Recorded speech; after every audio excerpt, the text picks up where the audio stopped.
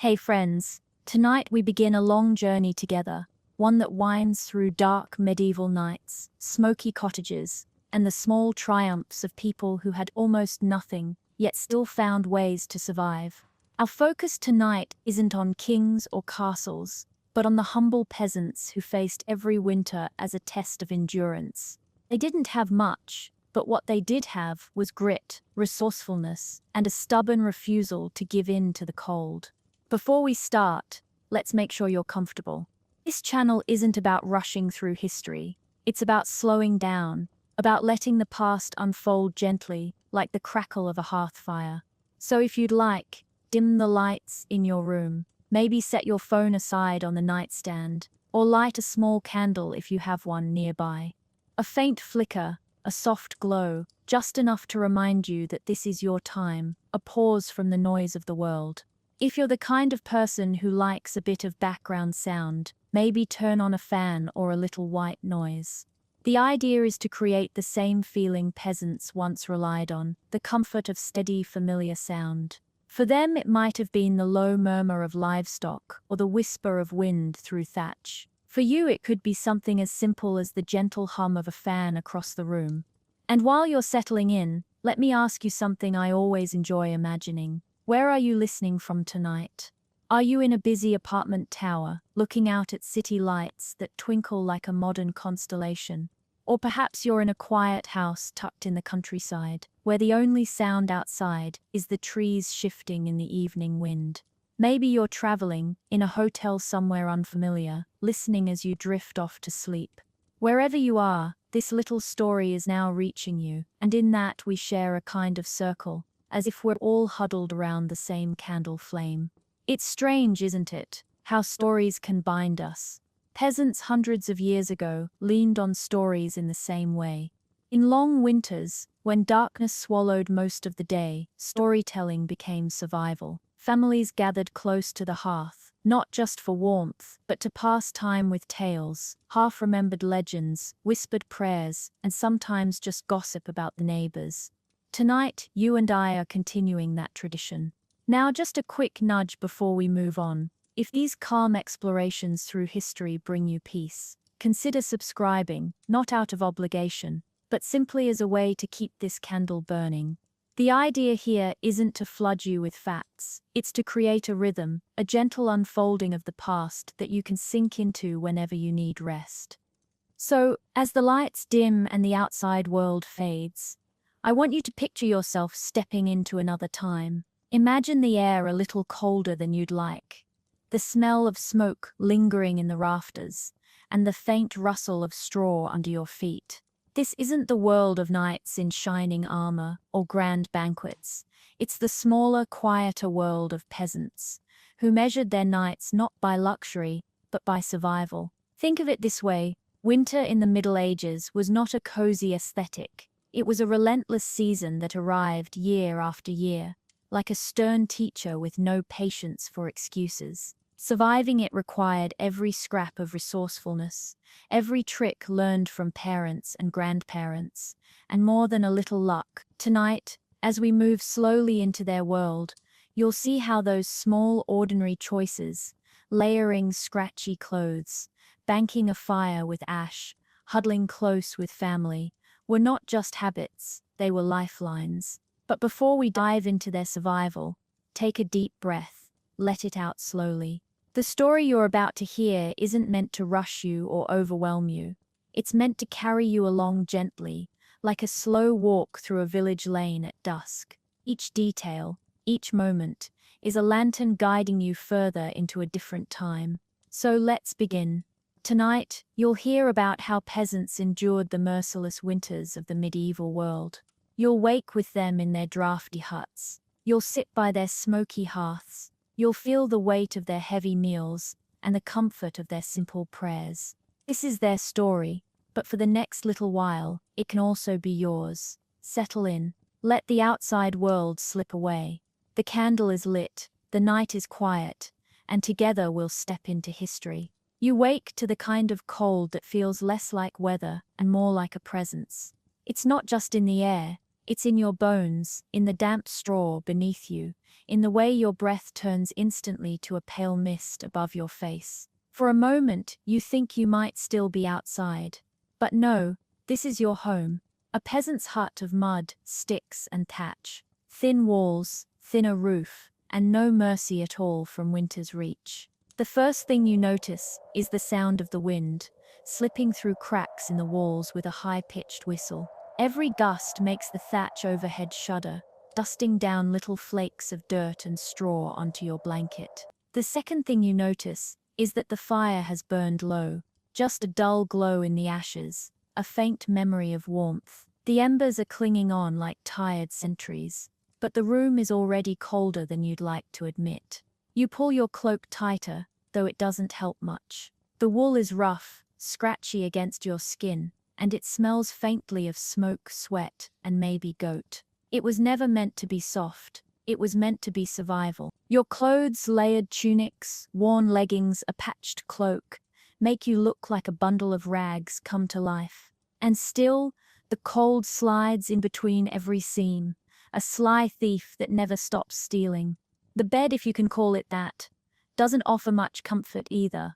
It's a sack of straw, flattened from use, lumpy in all the wrong places.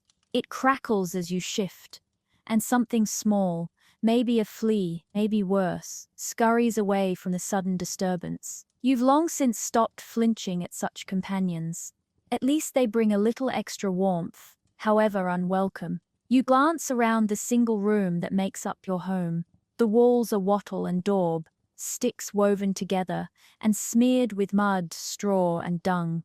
They look sturdy enough by candlelight, but the truth is they're little more than suggestions of walls. The floor beneath you is packed dirt, hard as stone in winter. Sometimes, after heavy snow or rain, water seeps up through it, leaving the floor slick with mud. Tonight it's just cold, an icy breath rising from below. The roof is thatched, but after months of rain and snow, it sags like a tired beast of burden.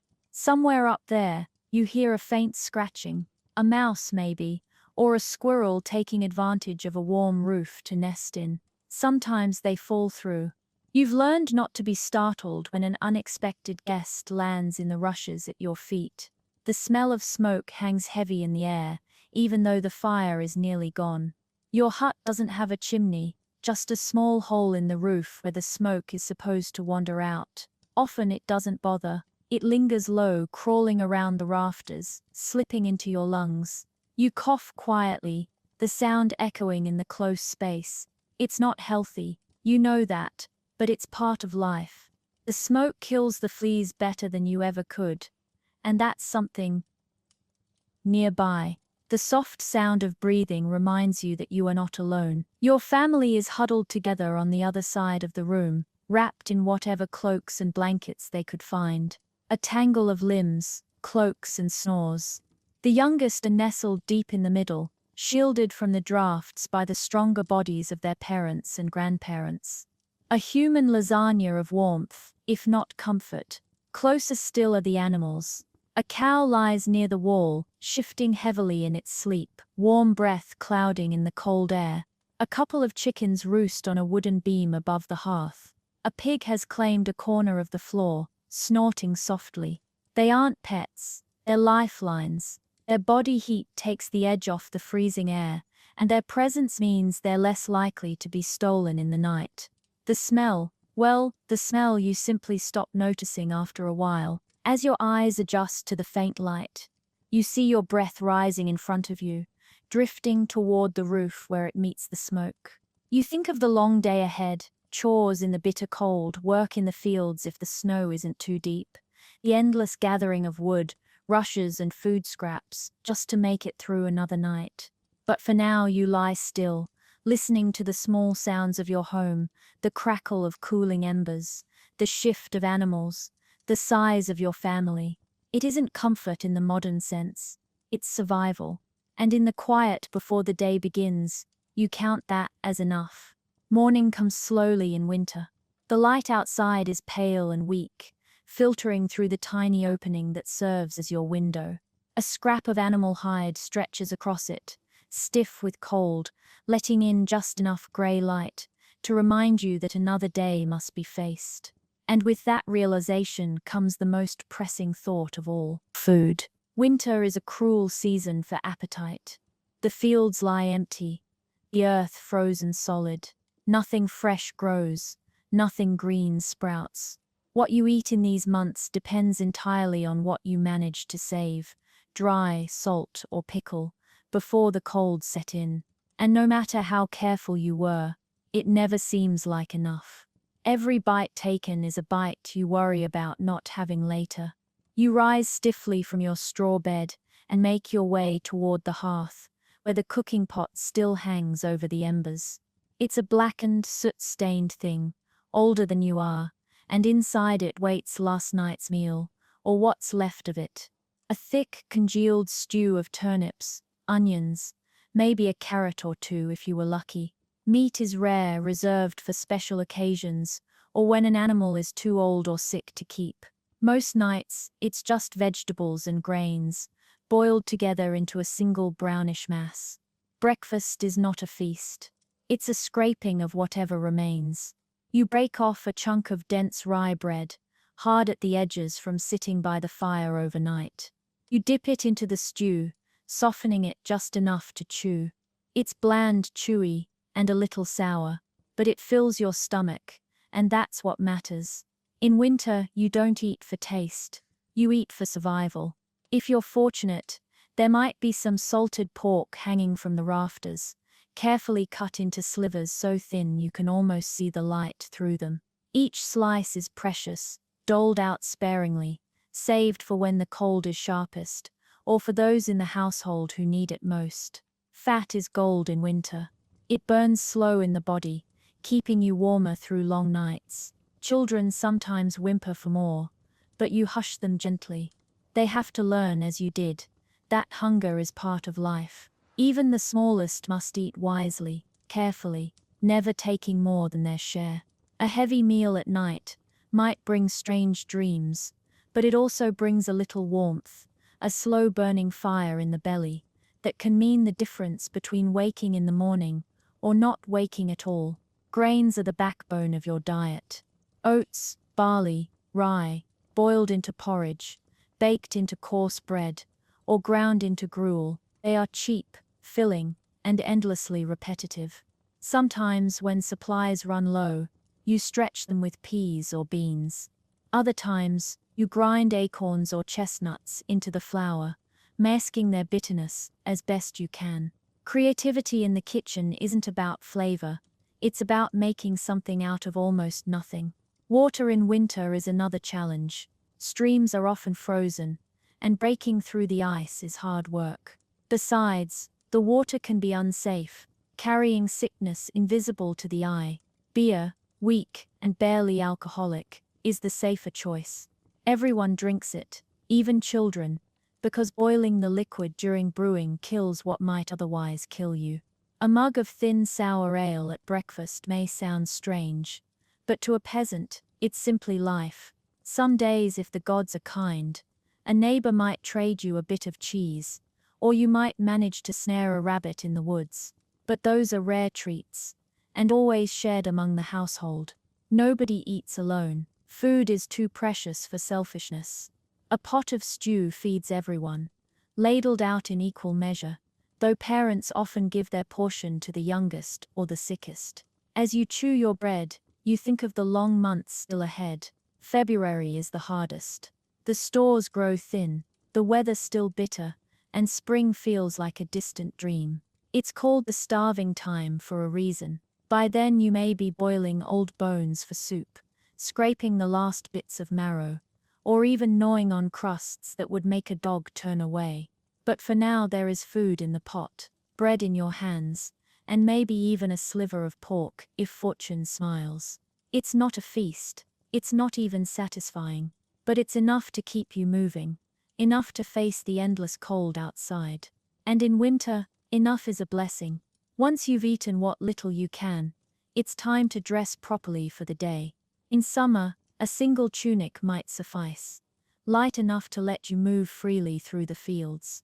But in winter, Clothing becomes armor, not against swords or arrows, but against the endless bite of the cold. You begin with the basics: a linen shirt, long-sleeved, scratchy against the skin. If it's clean, it feels almost stiff.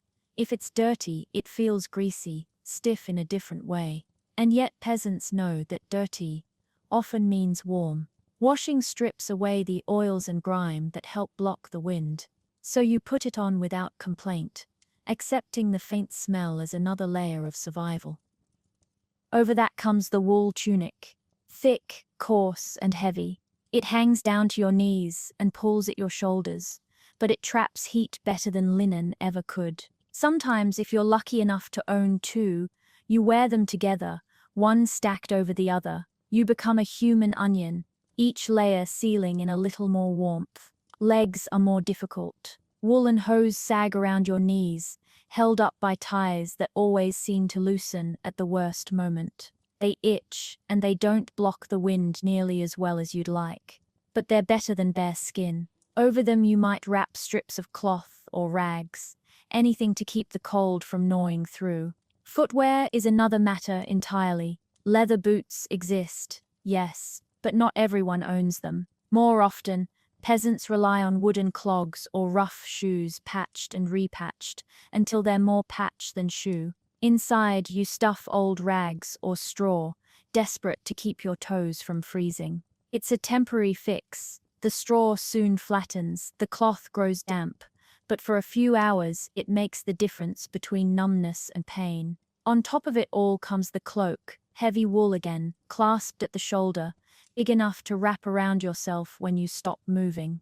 If you have fur lining, even a small scrap, you count yourself fortunate. Most cloaks are plain, sometimes dyed with faded browns or greens, but their worth is measured not in appearance but in warmth. They smell of smoke, livestock, and rain, but those smells are the scent of life. For those with a little more means, there are extras: a sheepskin vest, stiff and oily but warm, mittens cobbled together from scraps of leather or rough wool, a cap of felted wool pulled low over the ears, a scarf perhaps, though more often just another strip of cloth wound around the neck. Children are swaddled so thickly they resemble waddling turnips, their arms sticking out stiffly as they shuffle around the hut. Every piece is patched, re-sewn, mended again and again. A single hole is dangerous. Let the cold in through one gap, and it spreads everywhere. Mothers sit by the hearth at night with needle and thread, repairing sleeves, stitching socks, darning mittens. The clothes are rough, but they are treasures, guarded carefully, passed down from sibling to sibling, generation to generation. Washing in winter is avoided whenever possible. Dragging clothes to a frozen stream, breaking through the ice, and then waiting days for them to dry. Most peasants would rather endure the smell. And so a grimy tunic, stiff with layers of sweat, soot, and mud, becomes its own kind of insulation. It's unpleasant, yes, but when the wind howls through the cracks of your hut, you'll be grateful for every crusty inch. The irony is that peasants don't dress to impress in winter, they dress to endure. Nobles might strut about in fur-lined gowns, soft silks, and bright dyes, but peasants pile on whatever they can find, until they resemble walking bundles of cloth and wool. Elegance is irrelevant, warmth is survival. By the time you're fully dressed, you feel heavy, stiff, awkward. Every step is a shuffle, every movement takes effort. But when you step outside into the icy air, you're glad of it. The wind slaps against your face, but your body, wrapped in layer after layer, holds its warmth just long enough to keep you moving. You tug the cloak tighter, pull the cap lower, and breathe slowly through your nose, warming the air as best you can. This is your armor now, not metal, not shining, not noble. But in its own way, it's just as important. Without it, winter would have claimed you already. No matter how many layers you wear, no matter how tightly you pull your cloak around your shoulders, nothing in winter matters more than fire. The hearth is the center of the peasant's world, the single lifeline that keeps the household alive when the nights stretch long and merciless. It isn't a grand fireplace with carved stone or a wide chimney sweeping smoke skyward. For peasants, it's far simpler: a shallow pit dug into the floor, or a circle of rough stones blackened with soot. Above it, an iron pot hangs from a hook or a wooden tripod suspended over the glowing coals. It's nothing more than that, but it is everything. When you wake, the first task is to check the embers.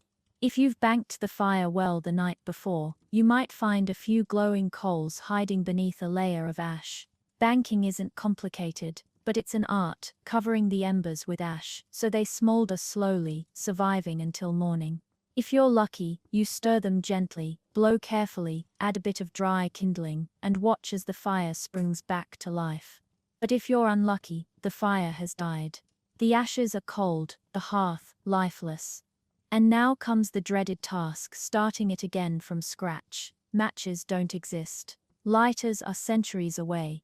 You're left with flint and steel, and a desperate prayer that sparks will catch on the dry fibers you've saved: scraps of straw, shavings of wood, dried moss.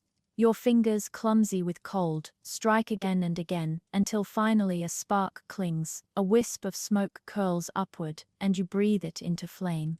It's not just an act of labor, it's an act of survival. Smoke fills the room quickly. With no chimney, it has nowhere to go but upward, curling into the rafters, slipping through gaps in the roof, or hanging low in the air. Your eyes water, your lungs sting, and every cough feels like it might shake the fragile fire apart. Yet in that same smoke lies a hidden blessing. It chokes fleas and insects, fumigates bedding, and drives pests from the thatch. It may shorten your life in one way, but it lengthens it in another. Throughout the day, the hearth does more than heat. It cooks every meal, boils water for brewing beer, dries damp clothes, and even provides light when the sun sets early. Families gather around it, not just for warmth, but for company. It becomes the television, the radio, the stage. Stories are told, songs are sung, gossip is shared, all in the glow of the fire's flickering light. At night, the hearth becomes the most guarded treasure. Letting the fire die in winter is almost an invitation to death. Without it, the cold creeps in faster than you can resist, numbing fingers, stiffening limbs, stealing life from the old and the young. Parents teach their children early how to feed the fire, how to poke it without smothering it, how to recognize when it needs peat, sticks, or precious dry wood. Even the smallest child might be given a stick and told to mind the embers. Everyone shares the duty, for everyone shares the risk. There are dangers, of course. A poorly placed log can send sparks flying, setting straw bedding alight. A curious animal can stumble too close, scattering ashes across the floor. A child's careless movement can topple a pot of boiling stew. But danger or not, the hearth is indispensable. You live with its risks, because you cannot live without its warmth. And so every evening, as night falls and the wind howls against the thin walls, you gather once more around the flames. You watch the sparks climb toward the roof, glowing briefly like tiny stars before fading into darkness. You stretch your hands forward, turning them slowly to catch the heat. You listen to the crackle, steady and reassuring, a reminder that for tonight at least, you are safe. The fire is no luxury, it is no decoration, it is the beating heart of a peasant's home, a fragile heart that must be tended carefully, faithfully, without pause. As long as it glows, there is hope. As long as it lives, so do you. As the day winds down and shadows lengthen across the packed earth floor, a quiet tension always stirs in the cottage. The night is coming, and with it the deepest cold. You can wear every scrap of cloth you own. You can pile straw high under your bedding. You can huddle close to family and livestock. But without the fire, none of it will be enough. That's why banking the fire becomes the final, most important ritual before anyone dares to close their eyes. Banking is simple in theory, but failure can mean misery, or worse by morning. The embers of the fire are carefully raked together, coaxed into a glowing mound. Then a thick blanket of ash is spread across them, sealing in their heat, keeping them smoldering without burning too fast. Done correctly, they'll survive until dawn, ready to burst back into flame with a little prodding and fresh wood. Done poorly, and you'll wake to cold ashes and a deathly chill. Everyone has their own secret to fire banking. Some insist on using only the driest ash, claiming dampness will choke the coals. Others swear that a little moisture actually helps keep the embers alive, slowing their burn. Some pack the coals tightly, smothering them almost completely. Others leave just enough room for a faint breath of air, believing the embers need to breathe as much as you do. The debate is as old as the huts themselves, passed from parent to child, argued over like family recipes. The truth is, there's no perfect method. The fire is fickle, and the night is cruel. A sudden gust through a crack in the wall might sneak under the ash and snuff the embers out. A stray ember might catch on the wrong scrap of straw, threatening the entire cottage with flames. A wandering goat might stumble too close and scatter the ashes. Fire is a friend, but it is never tame. For many families, the responsibility falls to one person, the one with the steadiest hand, the most patient breath. Often it is the mother, kneeling by the hearth in the flickering light, her face half lit, half shadowed. She hums softly as she works, smoothing the ash with practiced movements. Children watch closely, memorizing the ritual they'll one day perform themselves. It is a lesson not just in survival, but in reverence. Sometimes, families rotate the duty. One night, it's an older child, blinking with drowsiness, but proud to be trusted. Another night, it's the father, muttering quietly as he pokes and pats the embers into place. On the coldest nights, someone even stays awake, creeping to the hearth in the dark, to check that the embers still glow, that the warmth hasn't slipped away. It is a thankless vigil, but one that can mean the difference between life and death. If the fire does die, the consequences ripple outward. You can try to relight it with flint and steel in the dark, but your fingers are clumsy with cold, your breath fogs the air, and every spark that fails feels heavier than the last.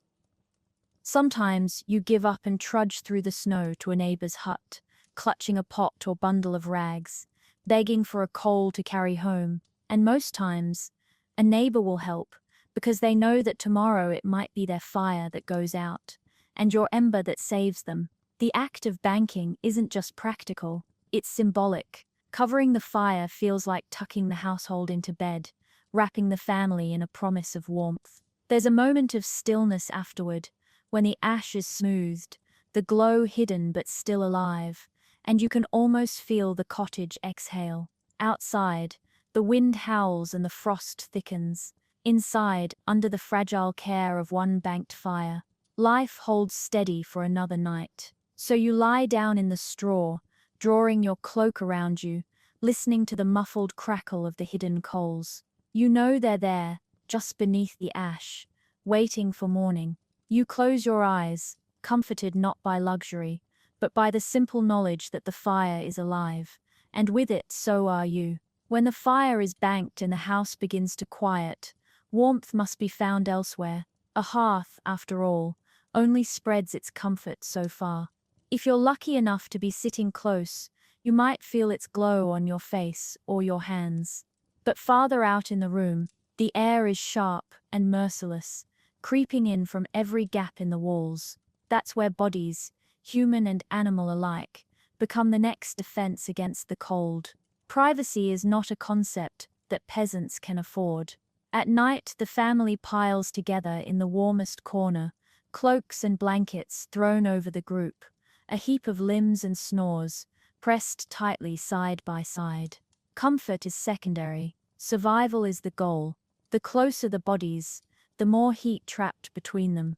In winter, your sibling's elbow in your ribs, or your uncle's snoring in your ear, is a small price to pay for waking up with all your toes still attached. Children are tucked into the middle of the group, shielded by layers of parents and grandparents around them.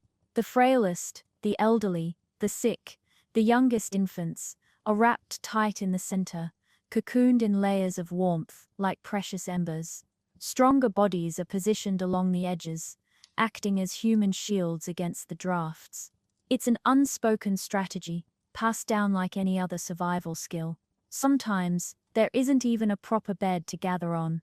A straw mattress, if you have one, quickly flattens under the weight of so many bodies, turning into a scratchy, poking mat that crunches with every movement. Other times, the straw is simply spread directly on the dirt floor, with cloaks and rags piled on top. By morning, the straw is damp and musty, but it doesn't matter. Its purpose is insulation, not comfort. And then there are the animals. In the bitter months, livestock aren't left outside. They come in, crowding the single-room house with snorts, clucks, and the earthy smell of manure and hay. Chickens roost on rafters or perch in corners. Pigs sprawl wherever they please, snoring louder than the humans. A cow might settle heavily against a wall, her bulk radiating warmth like a living furnace. Goats, mischievous as always, wriggle their way inside, whether invited or not. The smell is overwhelming, a mixture of smoke, sweat, straw, and livestock.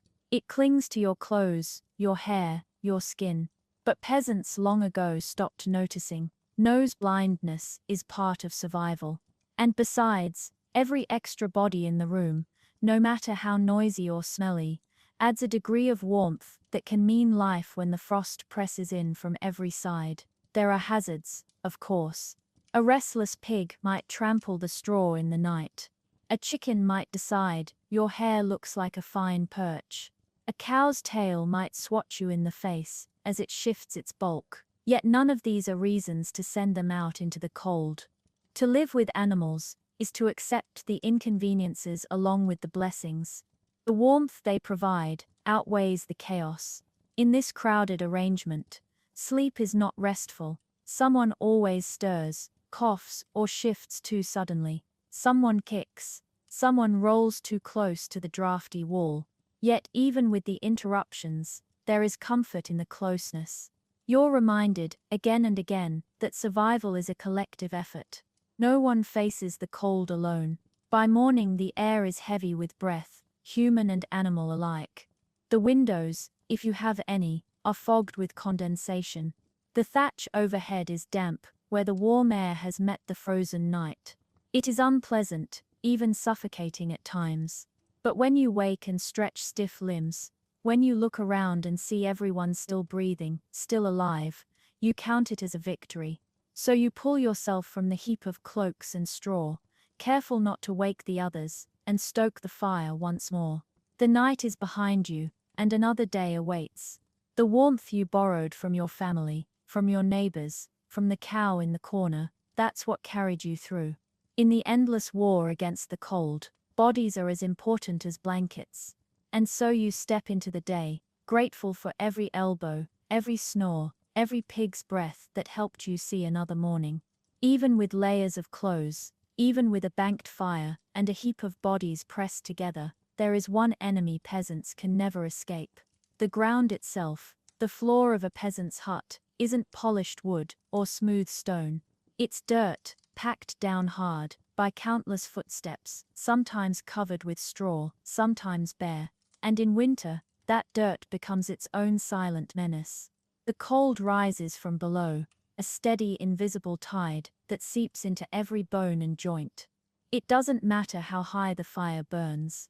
The earth itself is a vast reservoir of frost, pressing its chill upward through the soles of your feet, through the straw on the floor, through the thin bedding beneath you.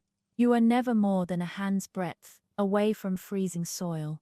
To fight back, peasants spread rushes across the floor, long grasses cut in the summer, dried and stored for this very purpose.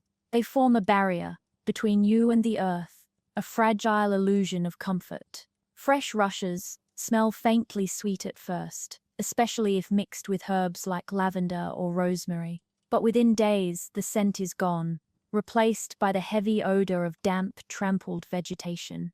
The rushes flatten quickly underfoot.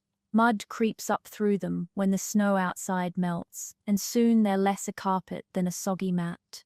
To fix this, peasants add new layers on top of the old. Over weeks and months, the floor becomes a stratified record of life.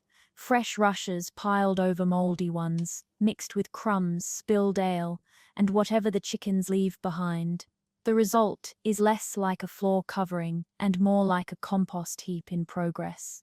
But it keeps your feet just enough above the frost to matter. Beds offer little improvement. A wooden frame filled with straw might keep you off the ground, but the straw compresses, grows damp, and attracts pests. Fleas and lice thrive in the warmth of bedding, biting you through the night, keeping you scratching as much as sleeping. You shift and turn, not for comfort, but to keep your blood moving, to keep from freezing solid on one side. Some families lay fresh straw in thick mats, especially in the coldest weeks, but straw flattens quickly, and unless you're wealthy enough to have ample stores, it's a resource you can't waste. Often you end up stealing from the animal pens, pulling handfuls from the bedding of cows or goats, hoping they don't miss it too much. If you drop something on the floor in winter, a piece of food, a tool, even a child's toy, it's almost as if the earth swallows it whole. The frost grips it, numbs your fingers as you try to pick it up, and sometimes the thing is simply abandoned to the frozen ground. It's not worth the sting of frostbite to fight with soil that feels more like stone than earth. And yet, peasants adapt. They know the ground is not to be conquered, only managed. Some place flat stones near the fire, a small raised platform where they can sit with their feet lifted just above the frost's reach. Others rely on the oldest trick of all, layer after layer of straw, rags, or even moss, anything to make the earth less of an enemy. It's never comfortable, but it's survivable, and that's the only measure that counts. The cold ground shapes daily life in subtle ways. Children are scolded for lying too close to it, warned that the frost will creep into their bones. Elders complain of aching joints, the early signs of arthritis, made worse by years of sleeping inches above frozen earth. Even the animals suffer, huddled together on damp straw, their breaths steaming into the chill. In the end, the frozen ground teaches a kind of humility. No matter how many tricks you invent, no matter how thickly you pile the rushes, the earth always wins. You can never forget, it's there, waiting beneath you, pressing its cold insistence through every barrier you build. And yet, night after night, peasants endure it, learning to sleep not comfortably, but stubbornly, above a floor that feels more like an icy grave than a home. By morning, when you step barefoot onto the rushes, the chill jolts you awake faster than any prayer or blessing. It is harsh, unyielding, but it reminds you that you are alive. And in winter, sometimes that reminder is the only warmth you have. In a peasant's hut, the fire is both a savior and a tormentor. It keeps you alive, yes, but it also fills the air with thick, choking smoke. With no chimney to guide it out, the smoke hangs heavy under the thatch roof, drifting and curling until the entire room feels like a poorly smoked ham. Your eyes water, your throat burns, and every breath comes with a cough. By day you grow used to it. You squint through the haze, blinking against the sting, working around the hearth with red-rimmed eyes. You wipe your nose with the back of your sleeve and continue, because there's no alternative. But at night, when the fire is banked and the family lies down to sleep, the smoke becomes its own silent danger. It doesn't leave when you close your eyes. It hovers, thick and stubborn, waiting to creep into your lungs. You wake sometimes in the dark, coughing so hard your chest aches, your ribs rattling with every heave. A bad night of smoke inhalation can leave you weak for days, and weakness in winter is a dangerous thing. And yet, the smoke is tolerated, welcomed, even, because it carries an unexpected blessing. Fleas, lice, and other pests hate it. They scatter, flee, or die in its presence. Bedding that would otherwise crawl with vermin becomes tolerable when steeped in smoke. Your own body, clothes, and hair become fumigated nightly, the bitter stench keeping parasites at bay. So you endure the coughing, because the alternative is worse.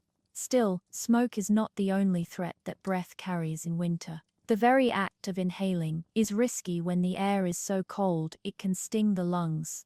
Open your mouth wide, and icy air floods down your throat, hitting your chest like shards of glass. Coughs, fevers, and pneumonia are quick to follow, and in a world without doctors, even a cough can become a death sentence. So peasants learn to breathe differently, slowly, shallowly, always through the nose. The narrow passage warms the air just enough before it reaches the lungs. It's not perfect, but it's survival. Parents correct children who pant like dogs, warning them sternly that they'll breathe the frost into their chest. A child who forgets might spend weeks coughing afterward, sipping bitter onion broth or honey water, hoping their breath steadies again. Sometimes you wrap a corner of your cloak over your mouth and nose before sleeping. The cloth grows damp quickly, clinging to your lips with every exhale, but it traps just enough warmth to protect your lungs. By morning, the fabric is stiff with frost, but you are alive. Small discomforts are always traded for survival. In these long nights, even breathing becomes a kind of discipline, shallow, patient, measured, like a strange meditation, though not for peace, for life. You lie in the smoky dark, your nose prickling, your chest rising slowly, and you think of little else but the next breath. When illness does strike, there is little to be done. A cold might be endured, but a cough that lingers, a fever that burns, can carry you away. Families whisper prayers, sprinkle holy water near the hearth, or call on saints to protect the chest and throat. Remedies are brewed from herbs, garlic, sage, thyme, steeped in boiling water and swallowed with hope. But sometimes the prayers and potions fail, and winter claims another victim, one shallow breath at a time. It is a cruel irony. The fire that warms you fills your lungs with smoke. The cold that freezes you threatens to burn your chest from within. And between the two you walk a narrow line, training your body to adapt, learning that even something as simple as a breath can be an act of endurance. So each night, before sleep, you tuck your cloak close, settle beneath the smoke, and breathe slow. The air is thick, the room is bitter, but you master it, because to do otherwise is to surrender. In the war against winter, even your breath becomes a weapon. When the last light fades and the fire is banked, there is one more defense against the cold food. Not a feast, not a table spread with silver platters and roasted meats that belongs to kings and lords. For peasants, the evening meal is simpler, but it is no less important, because food is not just nourishment.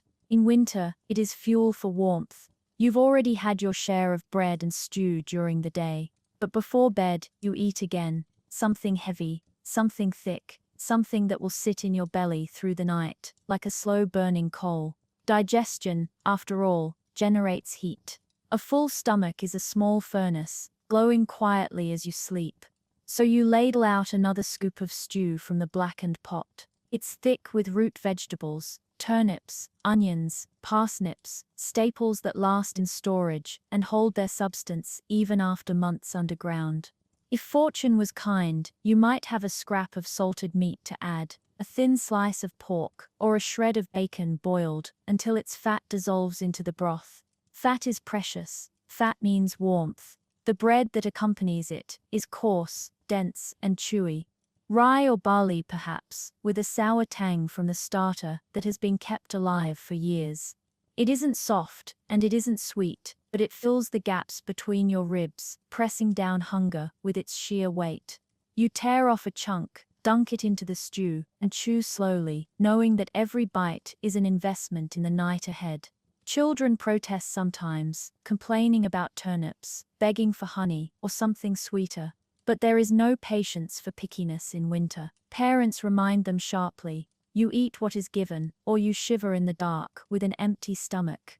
Lessons are learned quickly. By the time they are grown, children understand instinctively that calories are heat and hunger is cold. Some nights, when the larder is low, you bulk out the stew with beans or peas. They stretch the meal, filling bowls even when meat and fat are scarce. They are less warming, perhaps, but better than going to bed with nothing at all. On desperate nights, you may even boil the same bones 3 times, pulling the last traces of flavor from marrow that was gone days ago. It is not uncommon to go to bed bloated, your stomach heavy with gruel or porridge. It makes sleep restless, dreams strange and vivid, but it is worth it. The slow churn of digestion keeps your body alive through the coldest hours. You may toss and turn, But when morning comes, you wake with all your fingers intact. And when supplies are abundant, after a festival or the slaughter of a pig, there is joy in the richness of the evening meal. A thick slice of lard, spread on bread, dripping and salty, feels like luxury itself. Cheese, rare in winter, is savored as if it were treasure.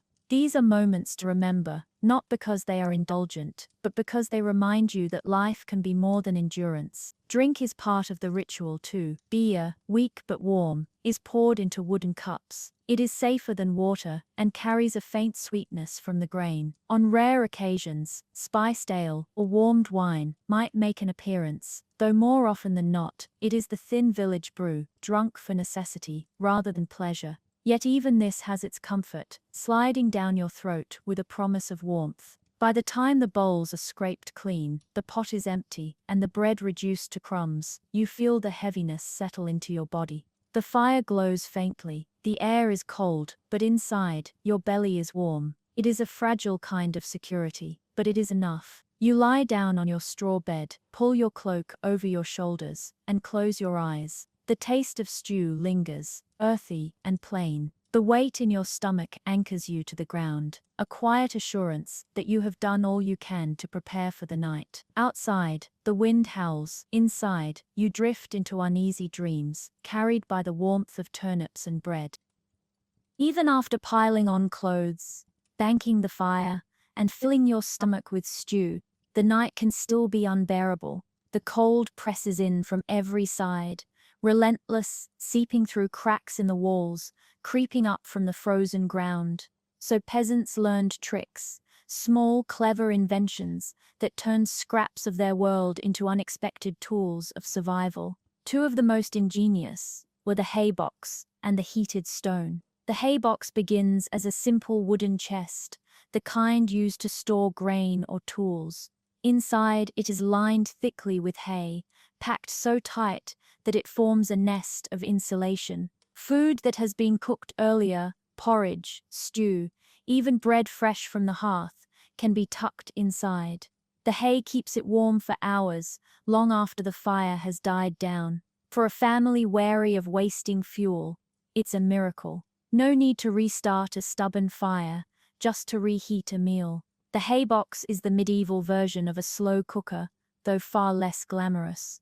But peasants, ever resourceful, discovered another use. If hay could trap the warmth of stew, why not the warmth of stone? Before bed, someone, often the youngest, unlucky child, would be sent to fetch a flat rock and place it directly in the heart of the fire. There it would roast, glowing faintly, almost too hot to handle.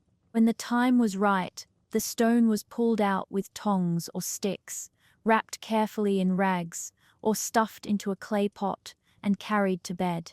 Slipped under straw bedding or pressed at the foot of the mattress, the stone radiated a steady, gentle heat, warming cold toes and keeping the frost at bay. For a few hours, it turned a freezing pile of straw into something almost comfortable. You had to be careful, of course. Wrap it poorly, and you risked burning yourself, or worse, setting your bed alight. Drop it on your foot, and you'd limp for days. But when done right, it was a gift, a pocket of warmth in a world that gave so little. There were other tricks, too. Some families used heated bricks instead of stones, easier to handle and less likely to crack. Others filled clay jugs with boiling water, then tucked them under bedding the same way. The principle was always the same: capture the fire's fleeting heat, carry it with you and hold onto it as long as you could. These small comforts became part of nightly ritual. Children laughed as they scrambled for the warmest spot near the heated stone, pressing their feet against it until the heat began to fade.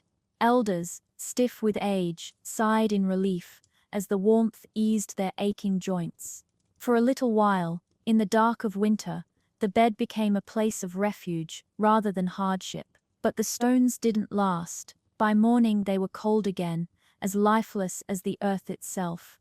You'd pick them up and feel only the chill, a reminder of how quickly warmth slipped away. Still, they served their purpose, making the difference between a night of shivering and a night of rest.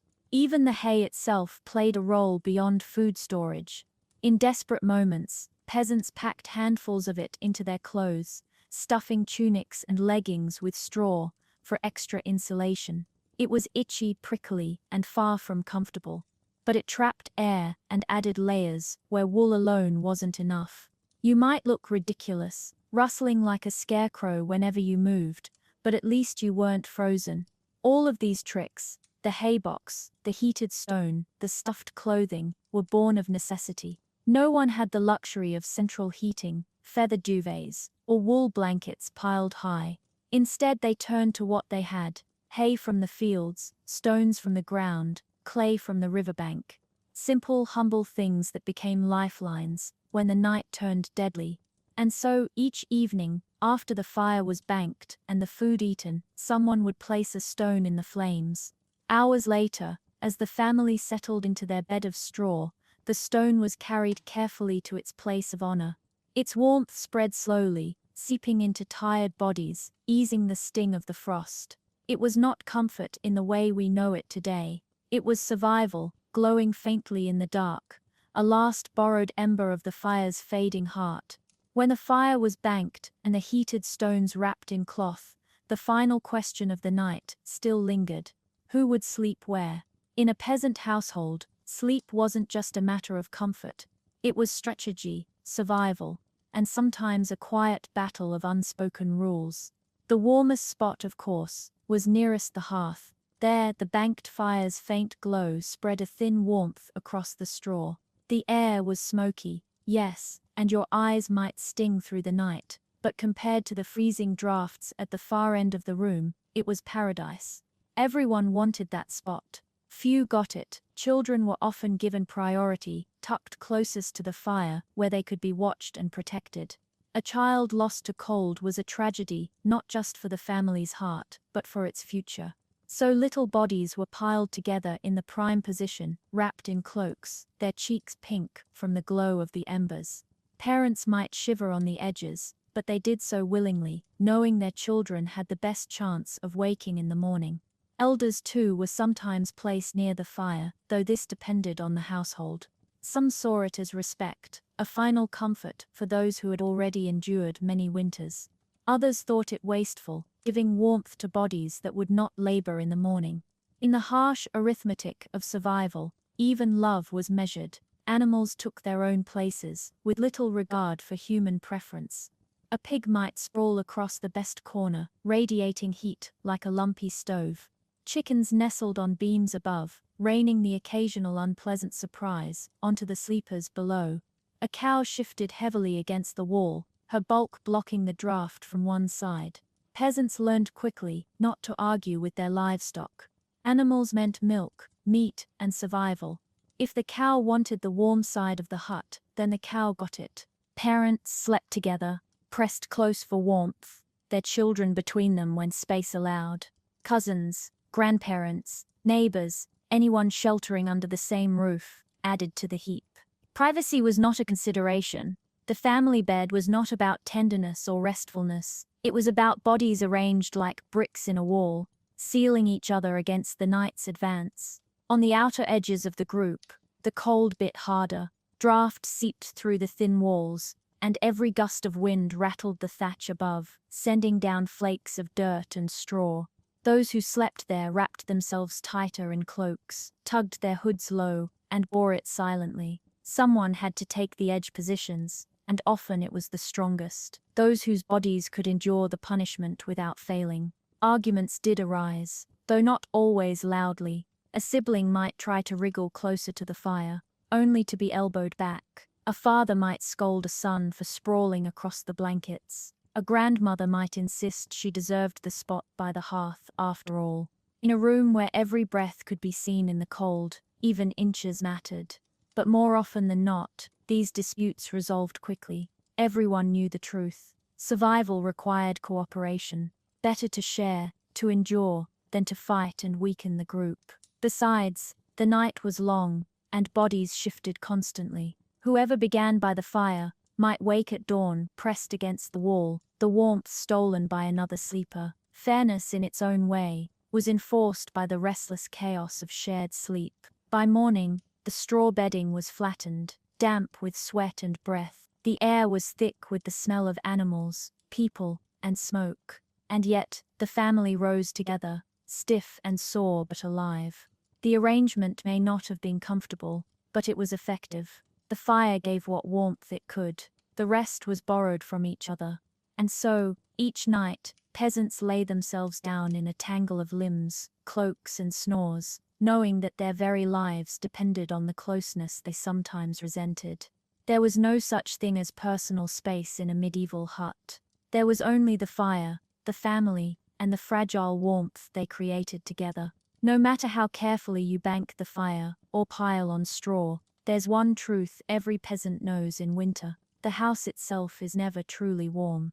A peasant's hut, built of mud and sticks, is less a fortress against the cold and more like a sieve. The wind doesn't just press against it, it passes through, slipping in wherever it pleases. The walls are wattle and daub, a lattice of woven sticks, plastered with a paste of mud, straw and dung. When fresh it holds together well enough, but as the seasons pass, cracks appear, the mud crumbles, the straw loosens, and little holes yawn open. In summer, they're ignored. In winter they become cruel reminders of how thin the line is between indoors and out. You patch them as best you can. A wad of moss here, a bit of mud there, even rags stuffed into the worst gaps. But no matter how hard you try, the wind finds its way in. It whistles through the walls, sneaks under the door, rattles the roof, and sends cold drafts across your back, just when you think you've found a warm corner. The roof offers little better. Thatched with reeds or straw, it keeps out the rain reasonably well, but snow and wind are another matter. A storm shakes it so fiercely that flakes of straw drift down like a mockery of snow inside your own home. Sometimes, the roof leaks, dripping icy water onto your bedding or into your stew pot. Other times, the thatch itself becomes home to mice, birds, or even insects, who make the drafts worse by burrowing little tunnels through the roof. Doors, if you can call them that, are simple planks of wood, or even just a heavy curtain of cloth. They hang crookedly, never quite flush with the frame, and the wind snakes around them with ease. On the worst nights, snow piles up inside the threshold, dusting the floor, as if the outdoors has simply decided to visit. Windows are hardly windows at all, a small hole in a wall, sometimes covered with a thin piece of animal hide or parchment, lets in a murky grey light during the day. At night, it becomes another mouth for the wind to breathe through. Families often stuff them with straw or rags in winter, sealing them as best they can. But even sealed, the cold presses against the walls, and the entire house feels like it's breathing, exhaling warmth, inhaling frost. Inside, you never forget the drafts. Sit by the fire, and your face is flushed with heat, while your back shivers from the wind sneaking through a crack behind you. Lie down in the straw, and your legs are warm but your shoulders ache with cold. It's a constant push and pull, a reminder that your house is not a refuge, but a thin shell, fragile and flawed against the elements. Some families try to outsmart the drafts. They hang tapestries or woolen cloths on the walls, creating an extra barrier. Others smear fresh mud into the cracks whenever the weather allows. In some homes, people even drag carts, tools, or piles of firewood against the inside of the wall, not just for storage, but to block the worst of the wind. Every method helps a little, but none erase the truth. A medieval hut is never airtight. The drafts bring more than discomfort. They carry smoke back down from the rafters, filling the room again just when you thought it had cleared. They carry dust and ash into your eyes, making them sting as you stir the stew pot. They bring the outside in, the scent of manure from the yard, the howl of the storm, the cry of animals. Privacy is impossible when the very walls seem determined to remind you of the world beyond. And yet, you endure, because despite the drafts, despite the shaking thatch and whistling walls, the hut is still better than the open air. Its walls, however flimsy, cut the wind enough to let you survive. Its roof, however leaky, shields you from the direct bite of snow. It is imperfect, drafty, smoky, and cold, but it is home. So you sit by the fire, cloak pulled tight, listening to the wind hiss through the walls like an unwelcome guest. You curse the cracks, you stuff them with moss, and you pray they hold another night. Because in winter, the hut doesn't protect you completely. It simply gives you just enough shelter to see another dawn. The first light of dawn in winter is no gentle thing. It creeps in weakly through the small rag-stuffed window, pale and grey, as if reluctant to rise at all. But no matter how dim the morning, chores will not wait. The peasant's day begins, not with leisure, but with labour, and in winter, that labour begins in the biting cold. The fire must be stirred first. Always the fire. You kneel beside the hearth, blowing carefully on the banked embers, adding kindling and coaxing the reluctant glow back into flame. The smoke curls up thick and choking, making your eyes sting before you've even stood. But without this first victory, the day cannot begin. A fireless morning is a curse, a shadow hanging over every task that follows. Once the fire is breathing again, the house slowly stirs to life. Children whimper as they're shaken from the warmth of the family pile. Their hair is matted, their cheeks pink from the cold. You wrap them in cloaks and push them toward the day. There are mouths to feed, and winter offers little patience for sleepy eyes. Breakfast is no feast, perhaps leftover porridge, reheated if you've the fuel to spare. Dense bread, cracked at the edges from the frost, softened with a splash of ale. Sometimes a sliver of cheese, more often just the same stew scraped from the bottom of the pot. It is not meant to delight, but to fuel the first stretch of work. Everyone eats quickly, their breath misting in the cold air. Then the real tasks begin. Animals must be tended first. They groan and stir in the corner of the hut, or outside if the weather has been merciful. The cow must be milked, her teats stiff and cold under your fingers.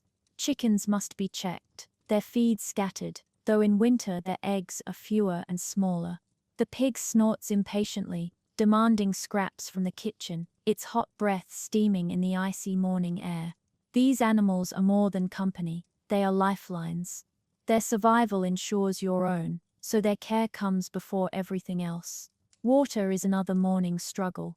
The bucket by the door is often frozen solid, a thin crust of ice sealing its surface. You take it to the stream or the well, hacking through the ice with whatever tool you can manage. The water that splashes out numbs your fingers instantly, and you blow on your hands, trying to keep feeling in them as you haul the heavy bucket home. Every sip, every pot of stew, every mug of beer begins with this frigid task. Wood must be gathered too. Fire eats through fuel greedily, and no matter how much you cut and stacked in autumn, it never seems enough. You trudge into the yard, boots crunching on frozen ground, searching for logs and sticks. If snow has fallen, you dig through drifts to uncover your stores. If not, you scour the edges of the forest, dragging back bundles of twigs until your arms ache. Without wood, there is no fire. Without fire, there is no life. The cold makes every small task harder. Your fingers, stiff and raw, struggle to tie knots or handle tools. Your breath fogs your vision, frosting in your beard, or freezing at the edges of your scarf. Even the simplest actions, drawing water, sweeping rushes, cutting wood, become small battles against the season. Children help where they can, carrying kindling, feeding chickens, or hauling buckets half their size. They stumble, complain, and whimper, but there is no exemption from winter's demands. Even the youngest learn quickly that survival is not just for the adults. It is a family's work, and everyone must carry a share. By mid-morning, your body is already weary. The chores that in summer feel like a rhythm of life in winter feel like punishment. Each task takes twice as long, costs twice as much energy, and gives back half as much reward. And yet you endure, because the alternative, ignoring the animals, letting the fire die, skipping the water fetching, is unthinkable. As the weak sun struggles higher, you finally pause, your breath ragged in the frosty air. The chores are never finished, they only pause until the next demand arrives. But for a moment, you straighten your back, rub your frozen hands, and feel a flicker of pride. You have made it through another morning. In the medieval winter, that is no small achievement. When the morning chores within the hut are finished, there is no time to rest. The fields await, even in the grip of winter. They may lie barren, the soil frozen like stone, but a peasant's life is tied to the land in every season. Work never truly stops. The first step outside is always the hardest. The cold slaps your face like a hostile hand, stealing your breath before you've taken 3 steps. The wind cuts through your cloak, and the ground beneath your clogs is uneven, frozen in ridges and lumps. Every sound is sharp: the creak of the cart, the crunch of your boots, the distant call of a crow echoing across the empty fields. At first glance, the earth looks lifeless, a wasteland of frost and stubble. The harvested fields, stripped months ago, now stretch out as frozen plains. And yet, there is work to be done. Firewood must be gathered from the forest edges. Manure must be spread on the soil, preparing it for the planting season to come. Fences must be checked, posts hammered back into the hardened ground. Winter is not the farmer's rest, it is his preparation. With numb fingers you grip a wooden shovel or pitchfork, breaking apart frozen heaps of dung piled high beside the barn. The stench cuts through even the icy air, pungent and acrid, but it is a smell of necessity. Spread across the frozen fields, the manure waits for the thaw, sinking slowly into the soil, promising fertility for the spring. It is back-breaking work, made worse by the cold that stiffens your joints and numbs your toes. But without it, the fields will yield little, and hunger will return with vengeance next year. Gathering wood is another endless task. Bundles of sticks are carried on your back or dragged in crude sleds across the snow. Larger logs, cut in autumn, are hauled in carts, their iron wheels squealing against the frozen ruts. Every stick of wood feels heavy in the cold, and yet every stick is counted, hoarded, burned sparingly. A family that wastes its fuel in December may not survive February. Sometimes, when the weather is harshest, you repair tools instead. In a cold shed or by the hearth, you sharpen blades, patch wooden handles, twist new rope from old fibers. A broken tool in winter is not just an inconvenience, it is a disaster waiting to happen. So you prepare, mend and patch, knowing that each piece of iron and wood must last until spring's thaw. The animals too need care in the fields. Sheep are driven out when the snow is light, their hooves breaking through the crust to nibble at what stubble remains. Cattle trudge slowly across the frozen ground, their breaths steaming, their bodies shaggy with winter coats. They find little to eat, and so hay from the loft must be carried to them, bale after bale, your arms trembling under the load, and then there is the silence. Winter fields are strangely quiet, stripped of the buzz of insects, the chatter of birds, the rustle of green leaves. The land feels asleep, but its silence is heavy, almost menacing. You feel it in your bones, the weight of a season that cares nothing for your struggle. And yet you trudge on, because the land is your master, and to serve it is to live. The work is constant, but it is never enough to keep the cold at bay. Fingers grow numb around the pitchfork, toes sting in your wooden clogs. Breath burns in your throat with every icy gust. You pause often, stamping your feet, blowing on your hands, pulling your cloak tighter, but you cannot linger too long, or the work will never be done. By midday, your back aches and your stomach growls. You pause in the field, crouched behind a hedge to block the wind, and pull out a crust of bread or a lump of cold porridge wrapped in cloth. It is hard, tasteless, and nearly frozen, but it fills the emptiness for now. You chew slowly, watching the frost glisten on the fields, and think of the long afternoons still ahead. In winter, the fields offer no harvest, no immediate reward, they only demand. Work is poured into them, like prayers into the sky, unseen, unanswered, but necessary all the same. The frozen earth may not give today, but come spring, it will remember, and so you labor, stubbornly, faithfully, against the cold, trusting that somewhere beneath the frost, life still waits. Even in the depths of winter, the village market remains a lifeline. The fields may be frozen, the earth barren, but survival depends not only on what you can grow or store, but also on what you can trade. And so, wrapped in every layer you own, you trudge toward the market square, breath steaming, cloak whipping in the bitter wind. The journey is no small thing. The road is little more than packed dirt, now frozen into ridges and potholes that catch your clogs at every step.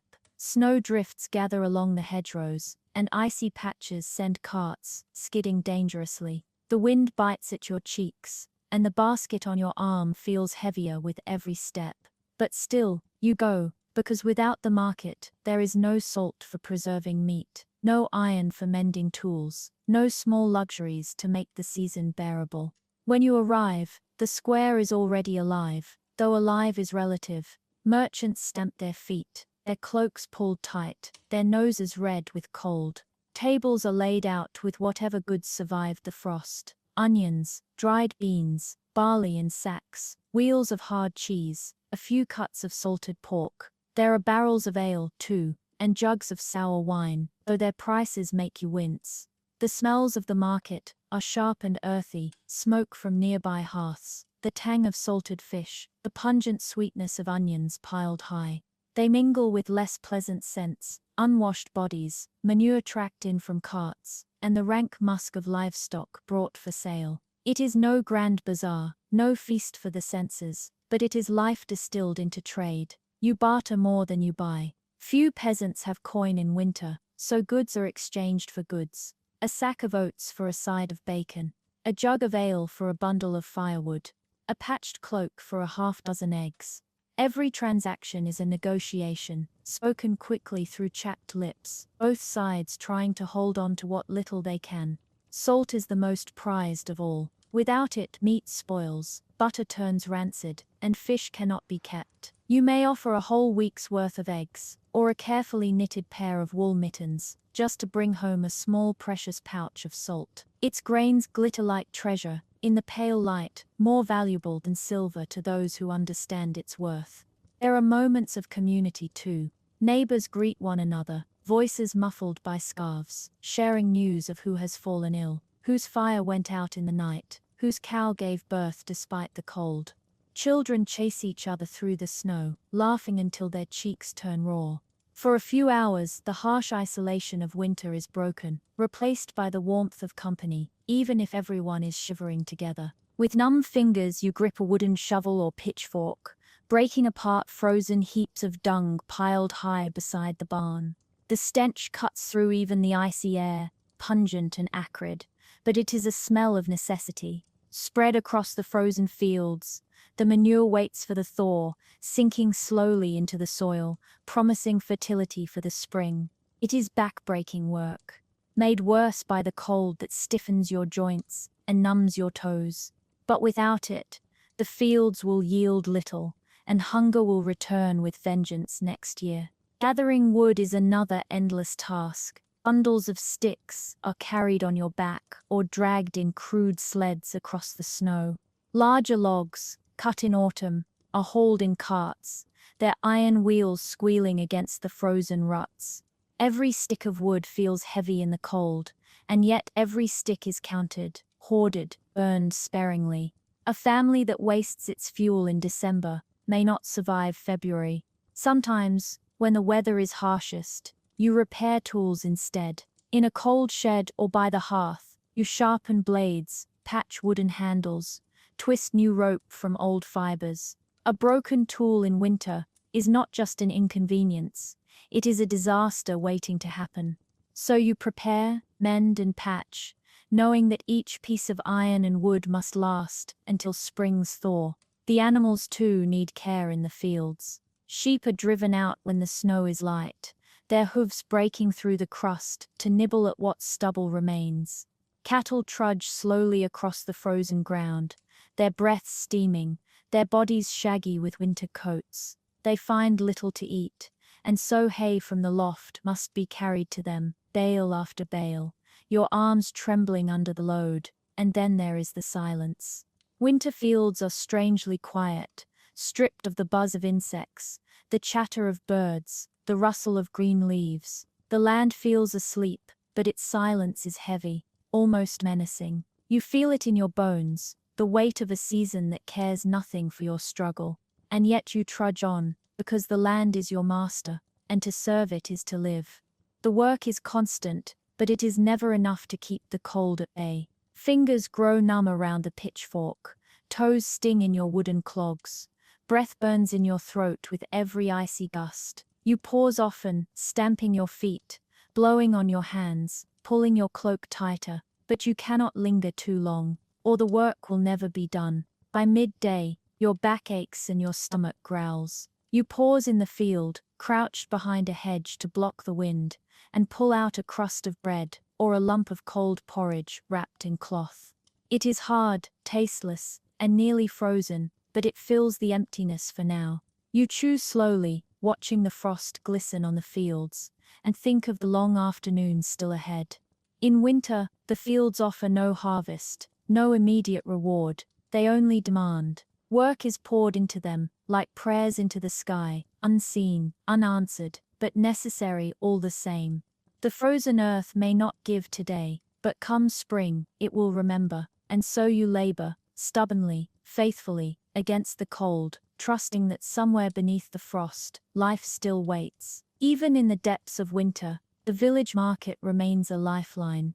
The fields may be frozen, the earth barren, but survival depends not only on what you can grow or store, but also on what you can trade. And so, wrapped in every layer you own, you trudge toward the market square, breath steaming, cloak whipping in the bitter wind. The journey is no small thing. The road is little more than packed dirt, now frozen into ridges and potholes, that catch your clogs at every step. Snow drifts gather along the hedgerows, and icy patches send carts skidding dangerously. The wind bites at your cheeks, and the basket on your arm feels heavier with every step. But still, you go, because without the market, there is no salt for preserving meat, no iron for mending tools, no small luxuries to make the season bearable. When you arrive, the square is already alive, though alive is relative. Merchants stamp their feet, their cloaks pulled tight, their noses red with cold. Tables are laid out with whatever goods survived the frost. Onions, dried beans, barley in sacks, wheels of hard cheese, a few cuts of salted pork. There are barrels of ale, too, and jugs of sour wine, though their prices make you wince. The smells of the market are sharp and earthy, smoke from nearby hearths, the tang of salted fish, the pungent sweetness of onions piled high. They mingle with less pleasant scents, unwashed bodies, manure tracked in from carts, and the rank musk of livestock brought for sale. It is no grand bazaar, no feast for the senses, but it is life distilled into trade. You barter more than you buy. Few peasants have coin in winter, so goods are exchanged for goods. A sack of oats for a side of bacon, a jug of ale for a bundle of firewood, a patched cloak for a half-dozen eggs. Every transaction is a negotiation, spoken quickly through chapped lips, both sides trying to hold on to what little they can. Salt is the most prized of all. Without it, meat spoils, butter turns rancid, and fish cannot be kept. You may offer a whole week's worth of eggs, or a carefully knitted pair of wool mittens, just to bring home a small precious pouch of salt. Its grains glitter like treasure, in the pale light, more valuable than silver to those who understand its worth. There are moments of community too. Neighbors greet one another, voices muffled by scarves, sharing news of who has fallen ill, whose fire went out in the night, whose cow gave birth despite the cold. Children chase each other through the snow, laughing until their cheeks turn raw. For a few hours, the harsh isolation of winter is broken, replaced by the warmth of company, even if everyone is shivering together. Merchants from farther afield sometimes appear, their carts laden with rarities. Spices, though faint and faded, fetch prices beyond imagining. A handful of peppercorns, black and wrinkled, can cost as much as a chicken. Cloth dyed in deep blues or reds draws stares, though few can afford even a scrap. Most peasants look, admire, and then turn back to the onions and salt that will actually keep them alive. Yet even in winter's harshest days, the market carries a sense of ritual. It is not just a place of trade, it is a place of reassurance. To see others enduring the same cold, the same hunger, the same struggle, is a strange comfort. you are not alone, and in that, there is strength. When the business is done, baskets heavier than when you came, you turn back toward the road. The sky darkens early, clouds gathering for another snow. Your fingers ache from carrying your goods. Your nose is raw from the wind, but your heart is steadier.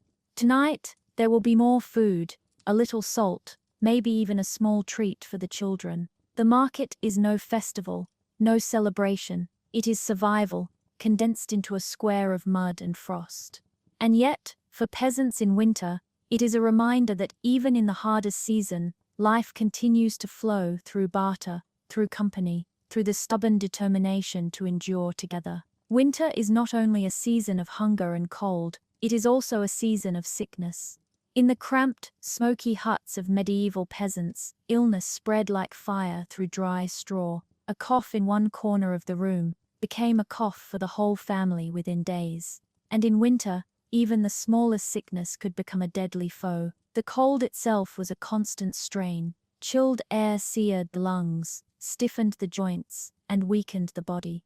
A child who slept too near the draught might wake feverish, lips cracked, skin pale. An elder who spent too long at the frozen well might find their strength fading, breath rattling, never to recover. Cold made every weakness sharper, every illness heavier. Coughs were the most common and the most feared. In a house thick with smoke from the fire, lungs often struggled, children hacked through the night, their thin bodies racked with wheezing. A cough that lingered could become something far worse: pneumonia, consumption, death. Parents listened anxiously to every breath, praying it would ease with time. Fever came next, burning as fiercely as the cold froze outside. A child might flush red, sweat soaking their straw bed, despite the icy air. The family gathered herbs, brewed bitter teas, whispered prayers to saints. Sometimes the fever broke, leaving the child weak but alive. Other times, it raged on, unstoppable, until silence fell. Food played its part, too. Malnutrition made bodies fragile. Without enough fat, peasants lacked the reserves to fight sickness. Wounds healed slowly, if at all. Bones became brittle, skin cracked open. A winter spent scraping the bottom of the larder often ended in illness, the body simply too weak to resist.